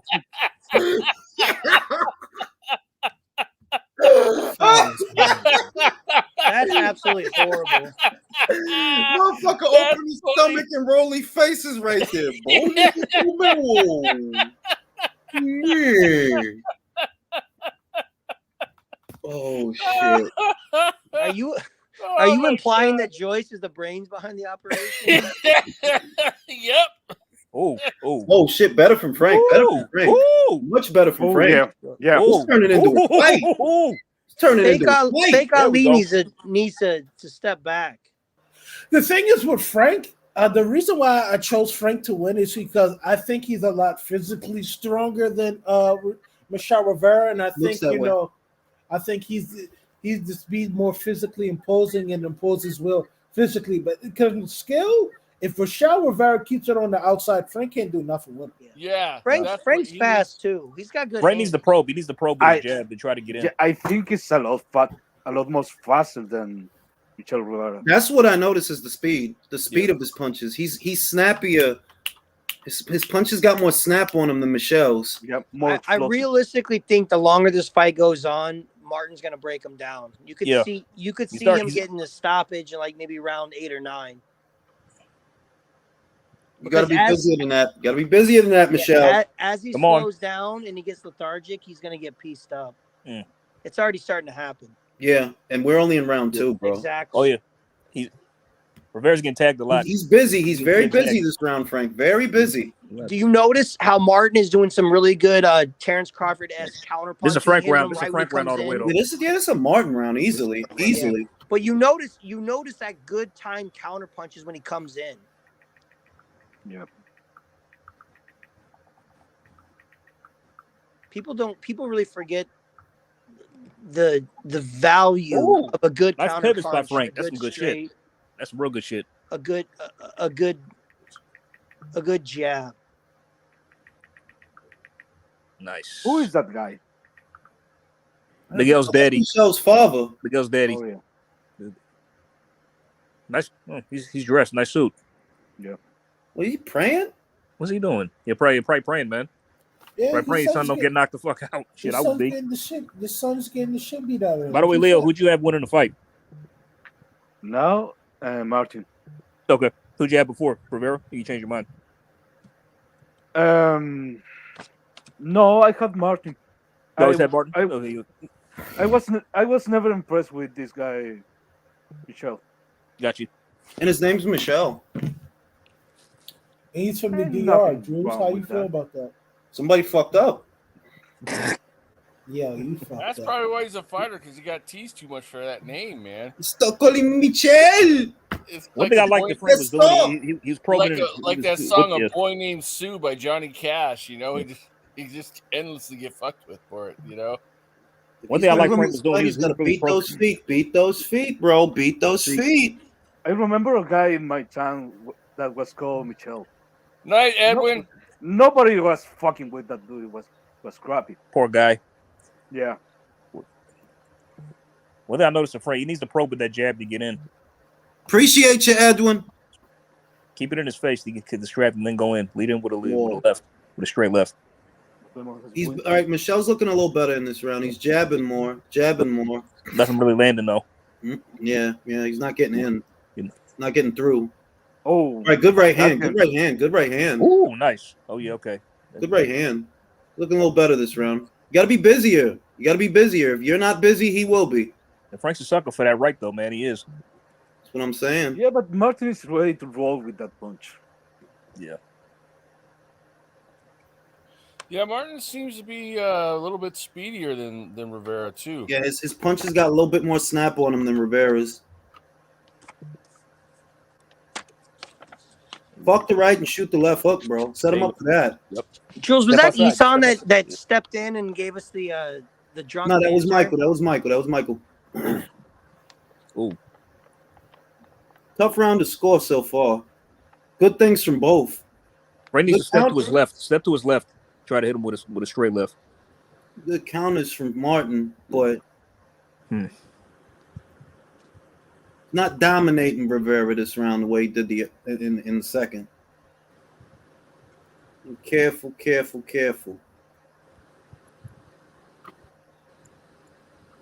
Yeah. Tough round to score the third round. Tough round to score. Swing. So far, you got to give it to Martin just on activity. That shots to the body. Yeah. Who do you think has the better hairstyle? Frank. Yeah. No, but I'm not gonna talk about this Rivera's hairstyle, but I think it looks sloppy. Like it is a on purpose. They trying to make it look like a '60s flat top. No, but I think it needs a little bit a trim because it doesn't look pulcrid. They're doing that on purpose, you know. They want it to look like an old 1960s flat top. But it's not 1960 anymore. I do give the PBC credit because this is a good matchup. This is a good fight. We should be getting more fights like this. I don't know who to give this round to. I'll give it to Martin. Yeah. Martin was more active. Nice left. by Martin.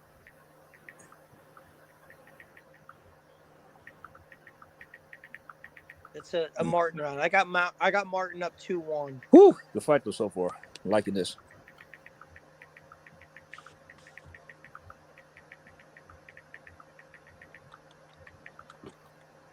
This is typical of guys that like to counterpunch.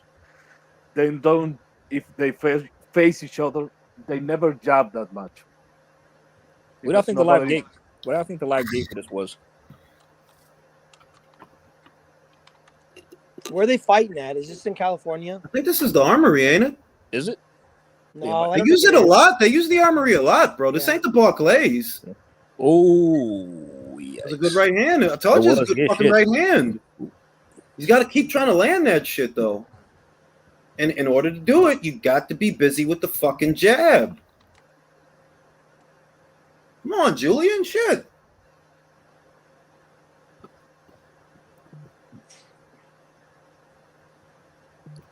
A lot of empty seats up there, but anyway. That's a good right hand. That's why try for the shot. Try for the shot. And don't forget, you can shoot a left hook too. It's not just being right hand happy. You got a left hook too. The way he's ducking under to get in that body shot, put an uppercut in his fucking face. Oh, They fighting.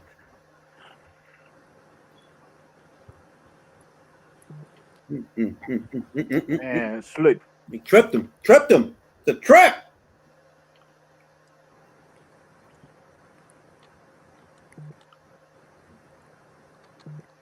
Bro, whose face is that's all fucking blurred out in that white hoodie? Y'all see that shit? Now where would they? Oh yeah, I see. Yeah, who the fuck? Why is his face blurred out? He the only one whose face is blurred out. Where's it located on the screen? You probably an ugly nigga.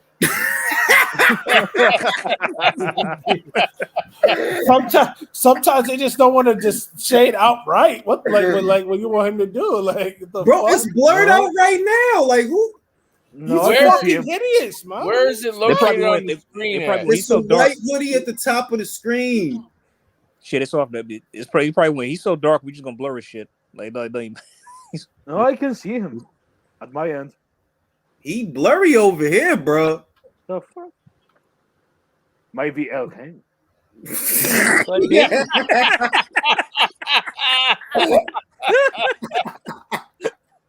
You know, that makes the most sense. It does make sense.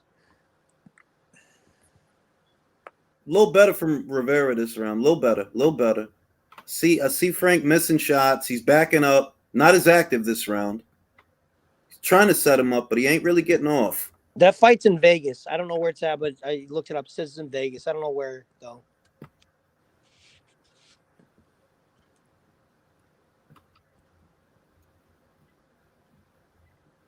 Come on, you got to be busier than that. Mm. Oh, good shit from Frank. He didn't land, but it looks good. Yep. You got to be busier than that, bro.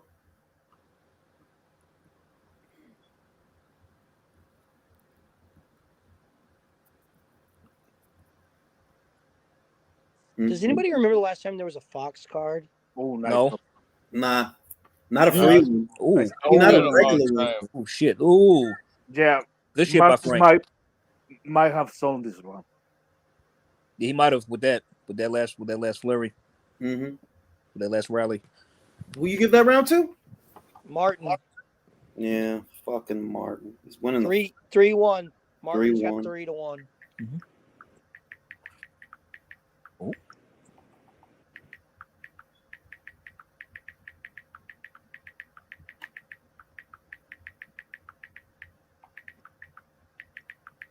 Damn, Jules, you sending a telegraph or what? I can hear all the clicks, man. Morse code. Yeah, man. I'm sending a message to Al Heyman. Get out the fucking audience. You know you're there. Yeah, it looks like a 3-1 fight right now. It does look like a 3-1 fight. Michelle Rivera got to do more than just keep pawing with that fucking jab, man.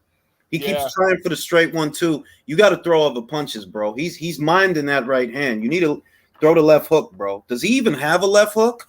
No, probably not. If he does, it ain't here. It's absent. Like I think he has a left hook, but against orthodox fighters, I don't think he can find the range yet. He's losing this thing.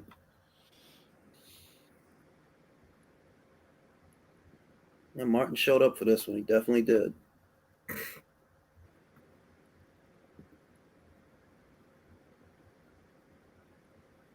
Yeah, that's hella cool that Rachel jumped on the channel all the way from the Bahamas, man. Oh wow, nice. Martin's a good counterpuncher. Yeah, that's what he's got working for him. He's trying downstairs. He's trying for the right hand downstairs. Martin didn't like that. Does it seem to you guys that Rivera's kind of slowing down just a little bit? A little bit. I'm noticing. Yeah. I think Martin's punches are probably starting to get to him a bit. Yeah. Hey, Castro's asking, did Cowboy ever fight on Fox? Talking about Cowboy, yeah, he did on the undercard. He did. I think that you talking about Cowboy Cerrone? I think he is. That's the only Cowboy I could think of.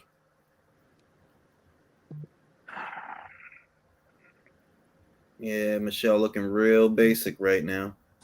Marty needs to step up the pressure a bit. He's never really incredibly impressed me watching him personally.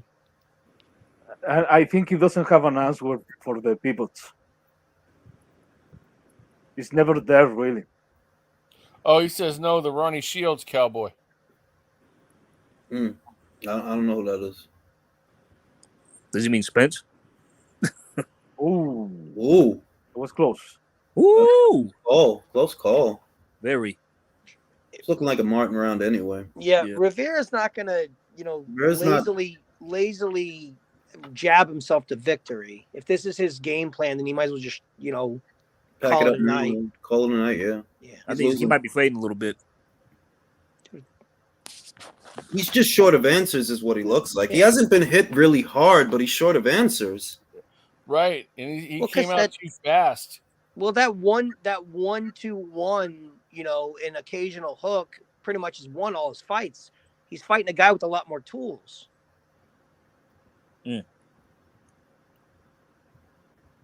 Oh. He's in and out. He's quick. He's countering. Yeah, he's winning this fight. He is winning this fight easily. Yeah, he is. He's winning this fight.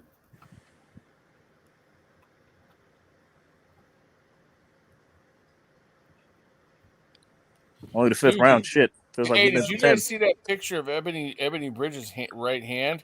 Yeah, man. Yeah, that was bad. Looked bad. Yeah, I was like, holy crap, man! That thing was like, it looked like damn near a softball was like coming out of her hand. It was like, damn. How long is she going to be out for that after having that surgery? A few months, probably like 6. She probably won't come back till the second quarter of next year, which gives Shannon time to fight Nina, gives time for shit to happen. But she's not going to come back probably till the summer, I think. She going to take a little Berlanga vacation? Why not? Fuck it.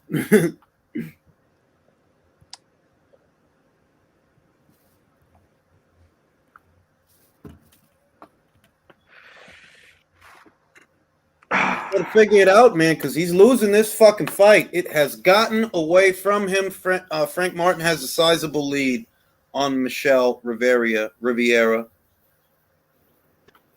Man, I'm gonna tell you this, man. That fucking flat top is gonna look like a fucking slide now. He gonna have a fade by the time this fight over. Yeah. I don't understand. It's just an habit, but Rivera is circling to his right. Oh. So he's always there for the right hand. And every time Rivera tries to escape to his right, Martin goes to follow him. Mm-hmm. In the meanwhile, Martin pivots to his right and is always out of reach.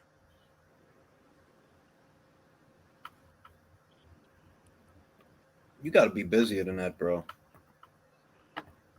He's just trying for the 1-2. That's all he's trying for. 1-2, 1-2, 1-2, 1-2,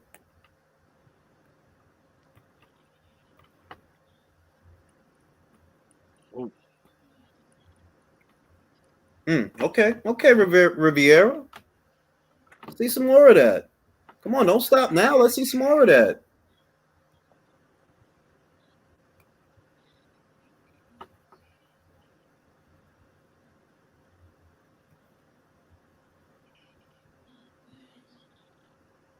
You look real basic, man. Yeah. I don't know. I don't see Frank getting off much this round, but he still seems more poised, more control. Oh, yeah, he might have won the round with that. Oh yeah, shit. oh yeah, might have won the round with that fucking shit.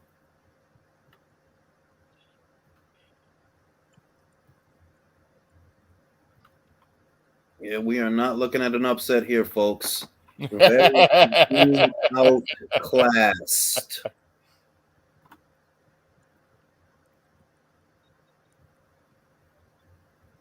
Short of him landing some fucking mother punch, this fight is a losing effort so far.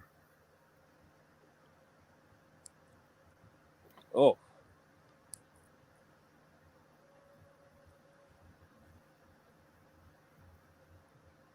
Nice. Oh. Oh.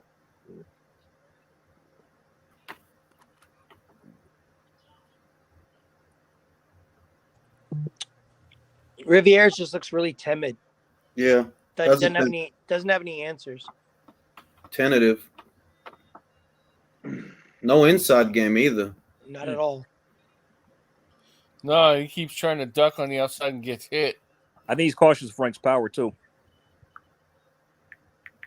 We got it like 5-1 or 4-2. Yeah, man. 5-1. Martin up after 6. Oh, easy.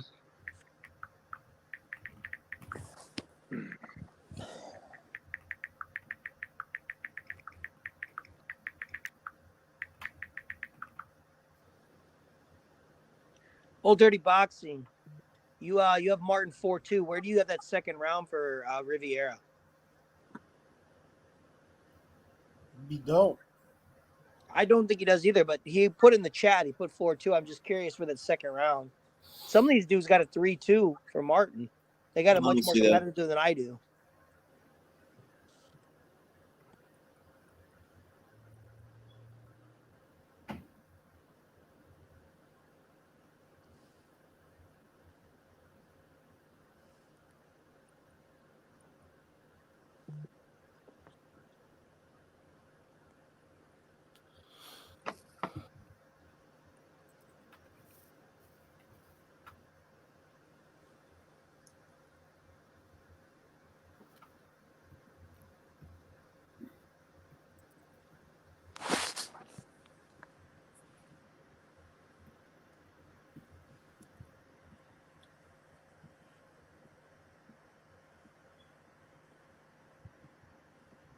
They gave Rivera the 5th? The In fuck Latin did he do? America, What?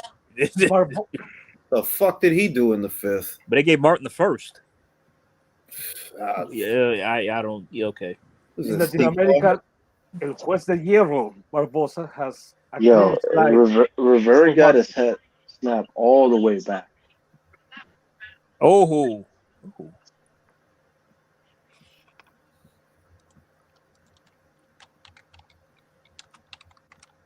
Nice. Get this.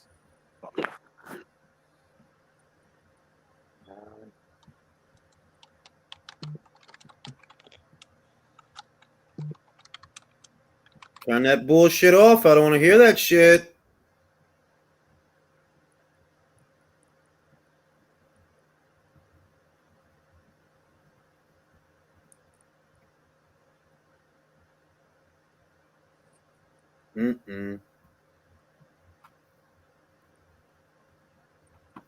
Oh, nice right hand. Oh, shit. Damn. No, you gotta let your hands go, bro, because you about to lose this whole fucking fight. I am tired of scoring these rounds. What do you mean about to? He's been losing. I mean, it's been a foregone conclusion for a while now. I'm falling asleep, so I'm about to for real. Like, get off the stream, guys. I'm gonna meet y'all later. All right. Peace. Have a good night, man. All right, Good man. night. Have a Good night, man. Oh shit! Peace first. Fuck, I was trying to. Oh damn, bro! Shit, man. I knew you was trying to play quiz. Whoa!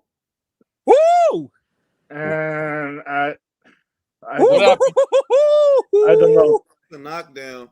That was a It was a knockdown? What? 100%. 100% was Okay, a I was about to say, I thought he knockdown. was about to count. That was a hell of a counter. 100% was a shit. knockdown. Oh, Frank gonna stop his ass. He's not hurt. No, but it was a knockdown. It was a knockdown, but he's not hurt. But it was a knockdown.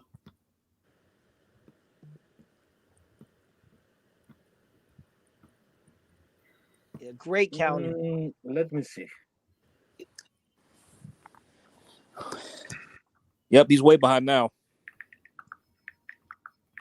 Great counter. I saw caught him slipping coming in. Yeah, that was a flash knockdown. I mean, He wasn't hurt, but it was a knockdown though, because it was off a punch. Yeah, but we already learned that you know, if you come in leaning like that, like a la Teofimo Lopez, you can get that check knockdown very easy, just like this. Yeah, he rushed into that and he got caught. That's a knockdown. See, he was rushing forward too fast. He realized it, but it was too late, and he couldn't get out of the way.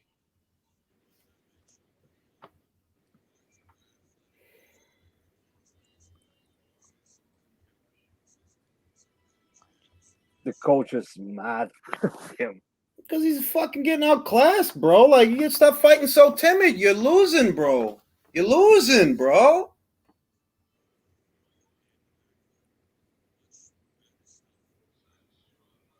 Step into your punches, man, because what you're doing ain't working. So fuck it. Take it to him.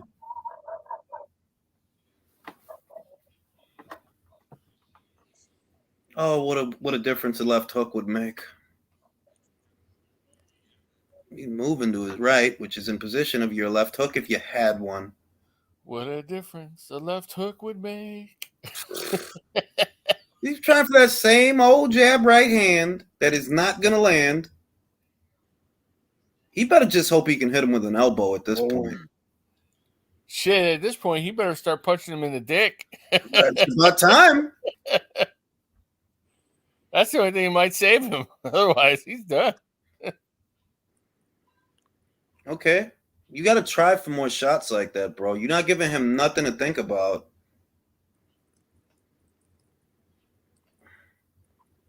You are in trouble, bro. You're in trouble. You're going to lose this thing wide. They're going to cut your hair. They're going to stop calling you out.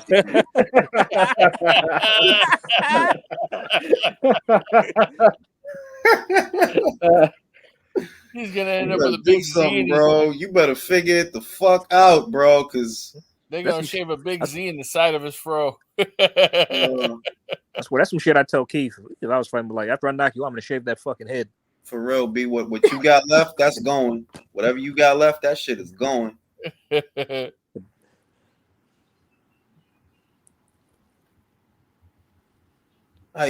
to have to pressure this guy, Rivera, because this boxing shit.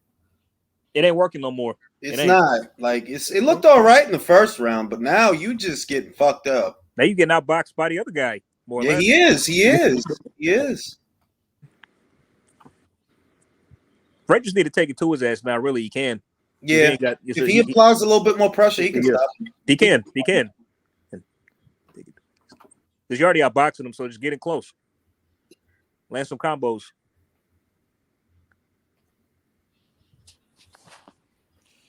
I'm tired of scoring this shit, man. No, motherfucker, you losing. That's the score. You losing. That old Abbott and Costello skit where they're at the horse races over and it was being announced over the speaker, and the guy goes, "The race is over. You lose." They're like, what? He don't got no shot selection, bro. He just keeps trying for the same two punches. He has no shot selection. Even ODB said he stopped scoring too, man. There's no point. Fight is Hey, what's up, Swab? Swab's you better just kick the guy, man. Fuck it, throw a kick. Because Rivera even looks more tired than the two. Frank still looks very sharp this late. Rivera is he's just so basic.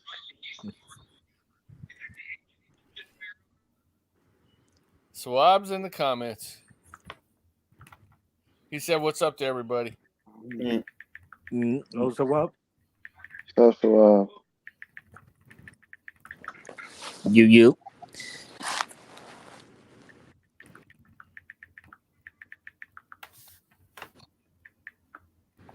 Hey, Swab, were you really in Dubai, man? Wanna go to Dubai, baby? He had a picture the other day. He said he was in Dubai, man. Seriously. Somebody got to put that on a shirt.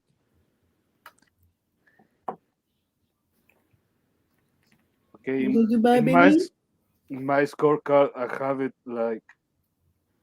Look, 6-1, bro. Now, fuck it. Martin's win. I got 6-1, bro. I mean 7-1. 7-1. Round 9. Pite.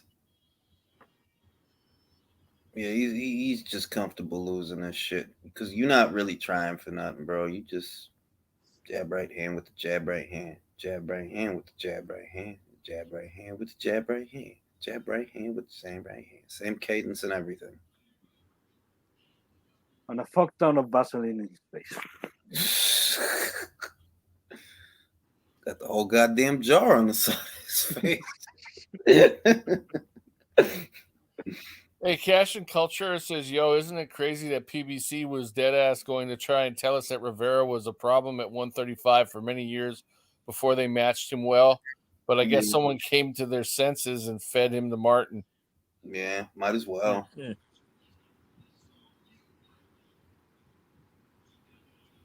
The Dominican takeover has been canceled.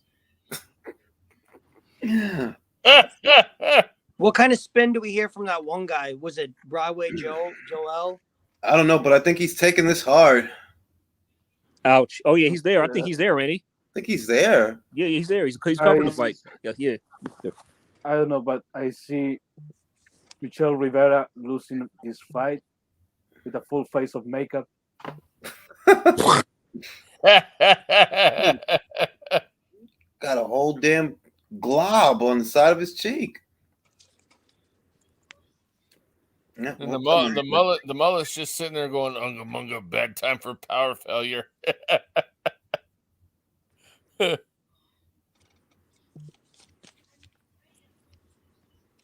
right hand, but too little, too late. You don't believe in minor miracles? No. Believe in miracles. None of that shit. Where you from? You sexy thing. Believe in miracles. Not tonight, though. You sexy thing. Don't worry. I like to Okay. sing Michelle Rivera a nice song after this. The It name of hurts the to group. find you failed the Test. Knowing that you gave your The best. name of that one. The name of the group of that first song is Hot Chocolate. Bro, this guy sucks. Fuck. Well, Michelle better have himself a nice cup of hot chocolate after this ass kicking. Yeah, he fucking blows. And some marshmallows. Some marshmallows. It'd be nice if he could turn things around for dramatic effect, but I mean, what are the odds? No, dude, I found. Speaking of marshmallows, I found me a bag of giant marshmallows, man. I know, I saw that post. I think I want to say he was checked out after the 4th round, to be honest with you. Yeah. It wasn't looking good from that point. You're right.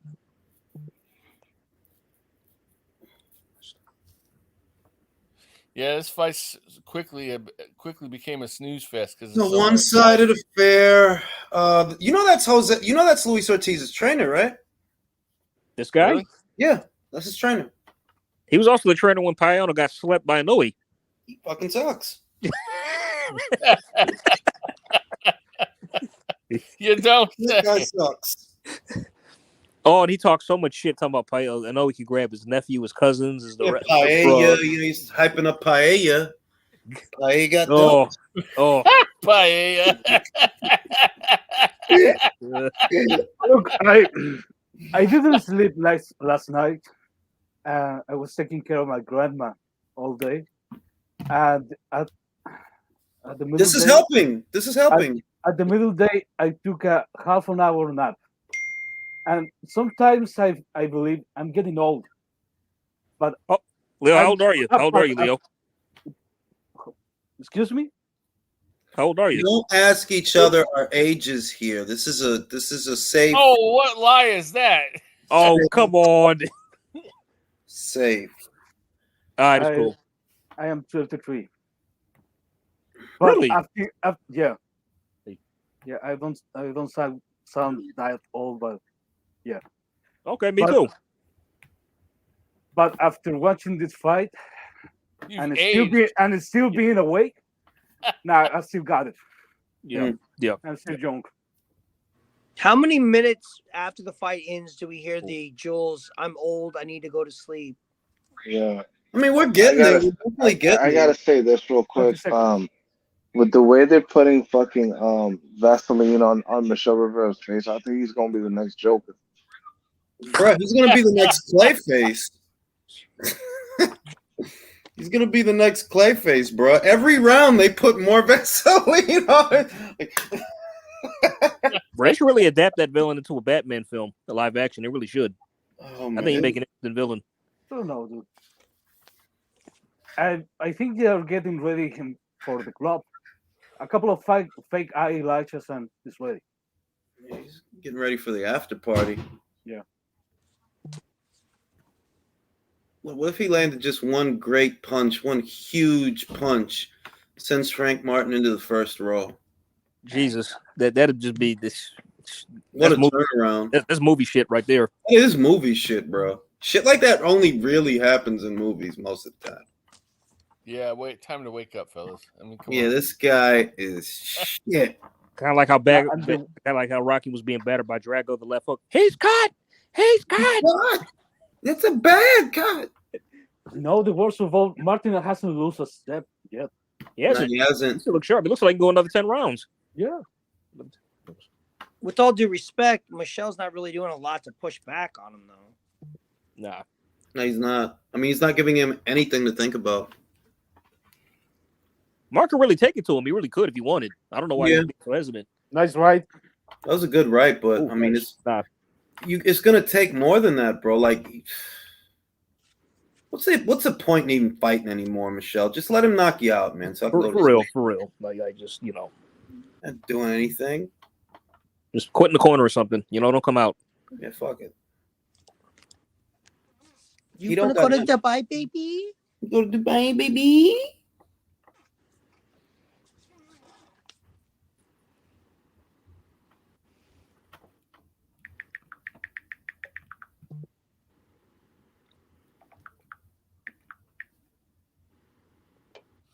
Yeah, I just don't see how Spence could live down that video of him coming out like that, man.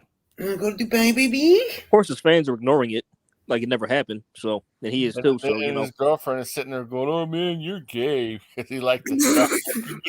She what? She called him gay? Yeah. Yeah, you didn't see the video? Oh fuck! No, not the whole thing. Nah. Boy, you're gay. Yeah, because he was tripping off the chocolate covered strawberries, and he jumps on the bed and eats one, and she goes, "Oh man, you're gay." Oh, that one. Oh shit! I just saw photos of that shit. I didn't see the video. I was rolling, dude. That had me cracking up. Yeah, shout out to Coach Malachi. He's the one who showed that shit. Yeah. Yep. Remember that. Dude, Malachi just goes in. He's like a dog on a bone. He'll go 30 minutes on it and just get those. You know how angry those dudes are on the other end? Just punching at air. What cracks me up is how he calls them the Wakandans. Oh, that one guy threatened to kill him on there's been a couple of them. But they be mad, man. They be fucking furious, man. And he's trolling them. That's what I love about him. But these are the types of dudes who say this shit. You go to their house and they won't come outside. Oh, yeah, You man. know what? That one genius that threatened him like multiple times, said his name like a bunch of times, and it's like, how dumb can you be? That Favre has this is a shutout. What? Shit, man, he's got this Okay, wide. but Coach Malachi went to the Terrence Crawford fight, right? Yeah. Where all those guys went? Dude, he rolled up. He's like, "Come see me." Bro, them guys don't go to fights and don't. Like I said, you roll up to their houses, they won't come out. And that young dude was trying to pull a Will Smith. Keep Errol Spence's name out your mouth. Yeah, dude, these guys get emotional over boxers. Told you they want to suck Errol dick, man. They go Rolly. I thought they wanted to fuck him. Rolly Domero. Is he moving through the seats? Where the hell is he going? He needs to sit his ass down. Leave me alone, or I'm going to tell my big brother. Rolly Domero. How long before we see Rolly's Rolly again? Oh, fuck. Ooh. We gotta get Rolly back in the ring. That was a good right hand, but it's just nothing on it. Shit. Damn. I don't care what people say. I like Rolly because he makes me laugh so damn hard, man. I guess we get what, Rolly versus Martin? Oh God, no, Rolly. Why not? Why not? Man, why Martin not, man? Fuck it. Shit. Rolly will die. Martin will kill him.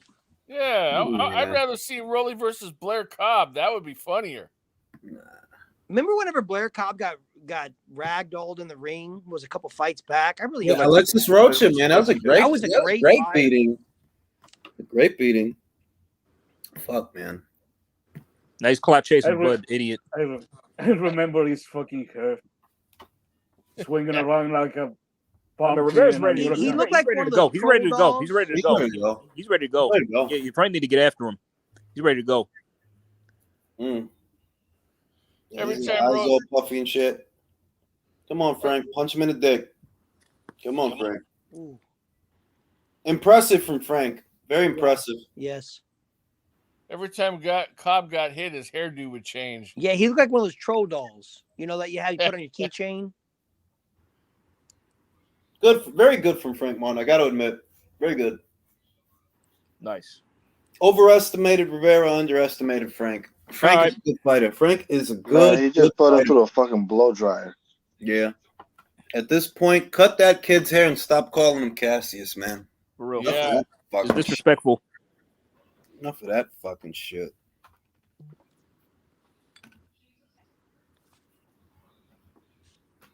You're blowing it now, son. You're blowing it. Sweep the leg.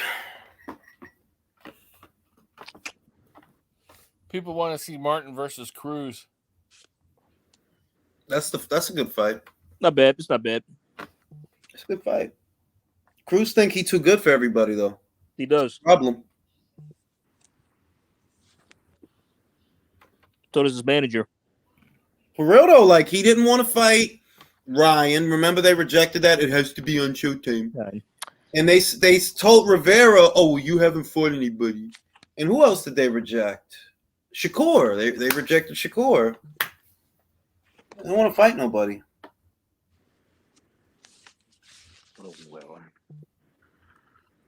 Bro, it's the last round. Headbutt him. Do something. Headbutt him? Fuck it. Go for broke, bro. Headbutt him and then punch him. Hopefully he'll be dizzy. This isn't blood sport, Julius. Kumite. Kumite. I don't care what anyone says. You got to get hyped up in that final fight scene. Where does the kick. Bro, if you ever got hit with that kick in a real street fight, you got to be the dumbest motherfucker. Is it not the most telegraphed? You gotta wait. You gotta watch him spin in the air and wait for him to come around in slow motion and like, oh, bro. Tell me it's not the most telegraphed kick of all worst time. Street fighting this motherfucker ever. If you actually get hit with that dumb shit, you wouldn't eat that dumb shit, bro. I punch him right here. I get right under that shit, punch him right in his dick. And his balls in his dick, B. I'm sorry, when he hit the sumo nuts wrestling the nuts, that was like the most passionate nut shot I've ever seen. Just motherfucking sweat and jizz was coming off the nut. That's why he screamed like that, because the dude jizzed when he did that Street Fighter uppercut. Bro, the real reason he screamed like that was because jizz came out. Whoopsie! He punched that sumo dude in the nuts, and jizz came out.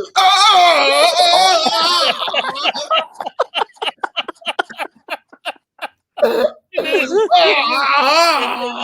fist got stuck. He didn't even have to do him like that. He was already finished, man. He could have just pushed him over, but now he just had to end. He had to leave him something to think about later on. Why do you think the sumo dude was like, go back? I remember. Yeah. Because he had his. That reminds me of that 70s Chinese kung fu movie where this one dude kicked this old dude in the nuts and he clamped onto his foot with his nuts and was dragging him around. Well, has Frank Martin ever been 12 rounds before? I don't think so. He handled it well this time if it was his first time. Jules, what are you eating? Tater tots. Nice. Tater tots. Melted cheese on them. I was running. Nice fight, gentlemen. Damn, Michelle. You fucked up. This shit. I would say it was a one-sided affair. Yeah, it was. What, Did you see that? The referee was grabbing Martin's ass. What? Kenny's sus, bro. He always walks around with his ass. How about Kenny is sus, bro? Let me feel you, bud. What the real B? Yo, that's hot butt Kenny B. He got like an English teacher. Why does that dude always have his ass sticking out? Oh, that's hot butt Kenny, yo. I call him Spooky Kenny because of his eyes. He grabbed his butt and said, "You want to go to Dubai, baby?" But I will say the only person who loved Floyd more than Kenny was his mom, and maybe that's not even true. He loved him some Floyd. And they're part of the same book club. Shit, him and Floyd mom. Yo, Frank outlanded him in jabs, bro. Yeah, but Rivera looked like shit, bro. He did 56. Martin's 56 to Rivera's 19 jabs. Wow. Bro, Rivera sucks, bro. Damn, that's fucked up. But you know what? That's what these fights are for, man, to separate guys. So good on Frank. Great showing. Very dominant. Better all around. Better counters. Better speed. Better shot selection. Better feet. Better everything. He's just way better than Rivera. But again, I want these fights, so I'm glad they have them because we need that separation. These are the fights that need to be made. For real. Yeah, bro. ODB says if I never see Rivera again, I'll be fine. Yeah. That's where I'm at, man. Like behind a performance like that. Oh man. Fuck. Talk about gimmicks though, because they really rode that fucking wave that because he's got a flat top and he wears shorts with a trim on the side, he's the next Ali. Dude, it even says Ali on his trunks, for God's sakes. Jesus Christ. It's like Wish.com Ali at best. That's an Aldi store brand Mahatma Gandhi. Yeah, those are like knockoff bootleg on the side of the sidewalk in Brooklyn. Ali. Oh man, that's not fucking Muhammad Ali. That's Saddam Ali. Yeah.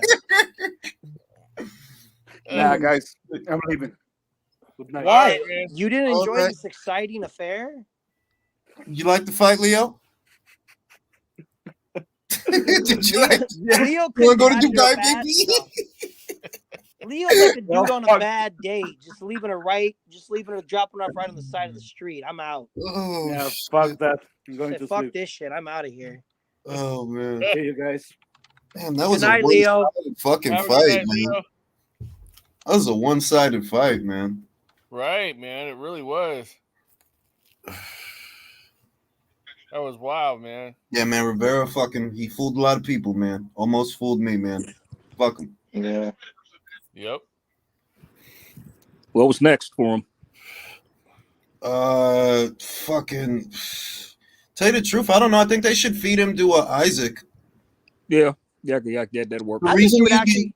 I think the he looked reason you better should against feed him to Isaac. Isaac is because that'll help build, Cruz versus Martin if they want to build a fight, because they're not in a, I don't know how close any of these guys are to a Davis fight.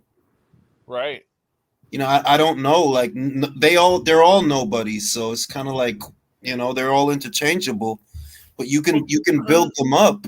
Cruz would be the closest one that would be close to another Davis fight because he fought. Yeah, but they're trying to turn him into a star or some shit. That they Right. are. They're trying to Based on build what? him up. A loss to Because Tank they're Davis? putting them on co-mains to pay-per-view, so it's like they're obviously trying to build him for something. So they're definitely trying to build him. So it's like, okay, well, if you're not going to do it like, let's say that the plan isn't to do Davis versus Cruz, then what do? Cruz versus Rivera.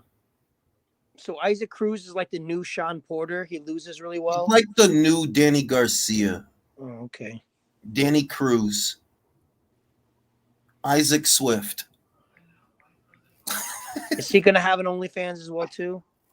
Probably. Oh, boy. No, but I mean, in all seriousness, though, I mean, like, that's how you would kind of do it, because what you don't want is for it all to be on one guy, and you can create a separate lane for Frank Martin if you make it about Frank Martin versus Isaac Cruz, because none of them are going to cross the street to fight Shakur or Devin, any of those guys. So if you're trying to build a biosphere, that's one way you could do it, to where you can still entertain people. Right. Because they're not going to go over there to fight for those belts. That's obvious. So what do you do if you want to keep them in-house, but you want to put them in fights that people want to see? Frank Martin versus Isaac Cruz, man. Do you feel entertained tonight, Julius? No, I'm not going to say I wasn't in it. It was good to see what Frank could do. So what do they do with Frank next? Isaac Cruz, man. I mean, that's how I feel about that shit. Those are two guys, though, that fight in a phone booth, though. So I think it'd actually be a somewhat exciting fight. I think Cruz loses that fight, though. Isaac's gonna but stylistically, it'll be a more fun fight to watch than this, because if nothing else, that Isaac's gonna go for it. That he's gonna come forward to keep throwing no matter what happens. So so I mean, I think that's seriously, I'm seriously interested in that fight. I think that's a good fight. But the way that Isaac is acting, remember, he's too good for Ryan. He's too good for DAZN. He's too good for Shakur and Top Rank and ESPN. So would he fight Frank Martin? Yeah, I can see it. Yeah, I think that's a good fight to make. I just don't know if Isaac will take it. That's the problem. With all those other guys, the politics, they're not going to send him nowhere else. But, Frank is right there. You could do something with Frank. Does Isaac Cruz want some more cab drivers, or does he want to go on the cab driver? I mean, I think he's just saving himself for a Davis rematch, but I really don't know how close he is today. Davis don't want that fight. You could tell when they tried to announce it, they were trying to hype it up. They panned over to Davis's face. He's like, hell no, because he was in the arena for that fight against God, who's a 75-year-old former gold medalist that he beat the shit out of. Which guy? Gamboa. Yeah, he was. Tank was in the crowd, and they panned over to Tank because the fans were cheering for a rematch, and Tank's face was like, "Nah, fuck no, I ain't doing that." I mean, I'll say this much: I think Frank would definitely be receptive to the Cruz fight, but it's Cruz that has me worried. Like, bro, you've been hot to trot ever since you lost to Javante. He's definitely got Hollywood. Shit. I mean, it's kind of like with Luis Ortiz. Your best win is a loss.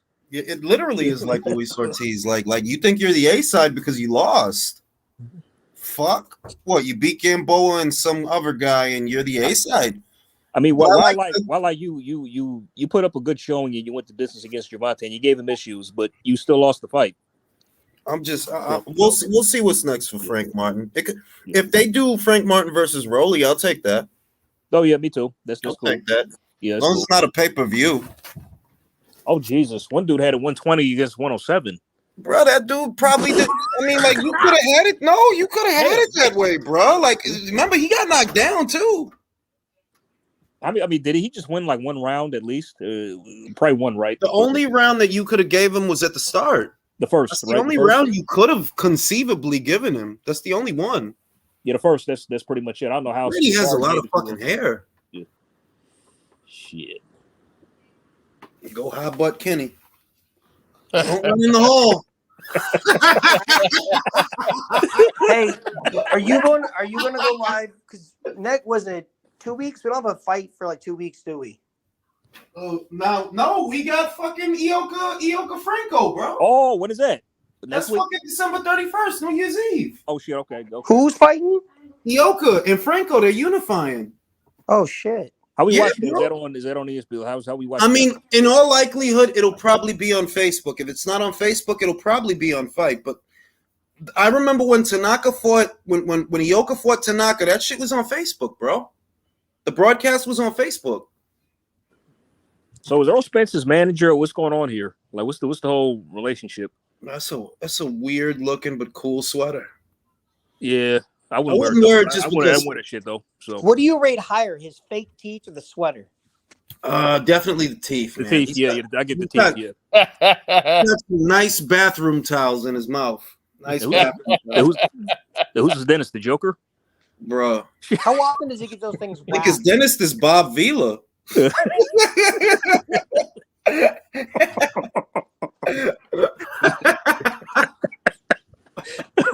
Oh, we ain't shit, man. If I'm not in hell yet, I'm on my way. Bro, we ain't shit. We ain't shit, man. We ain't shit. Nah, man, them shit's the size of bathroom towels, bro. We're talking about bathroom towels. We're talking about beach towels. Like we got to roll urinals. He got to roll straight urinals in his teeth. Bro, like he got a whole bathroom set in his mouth.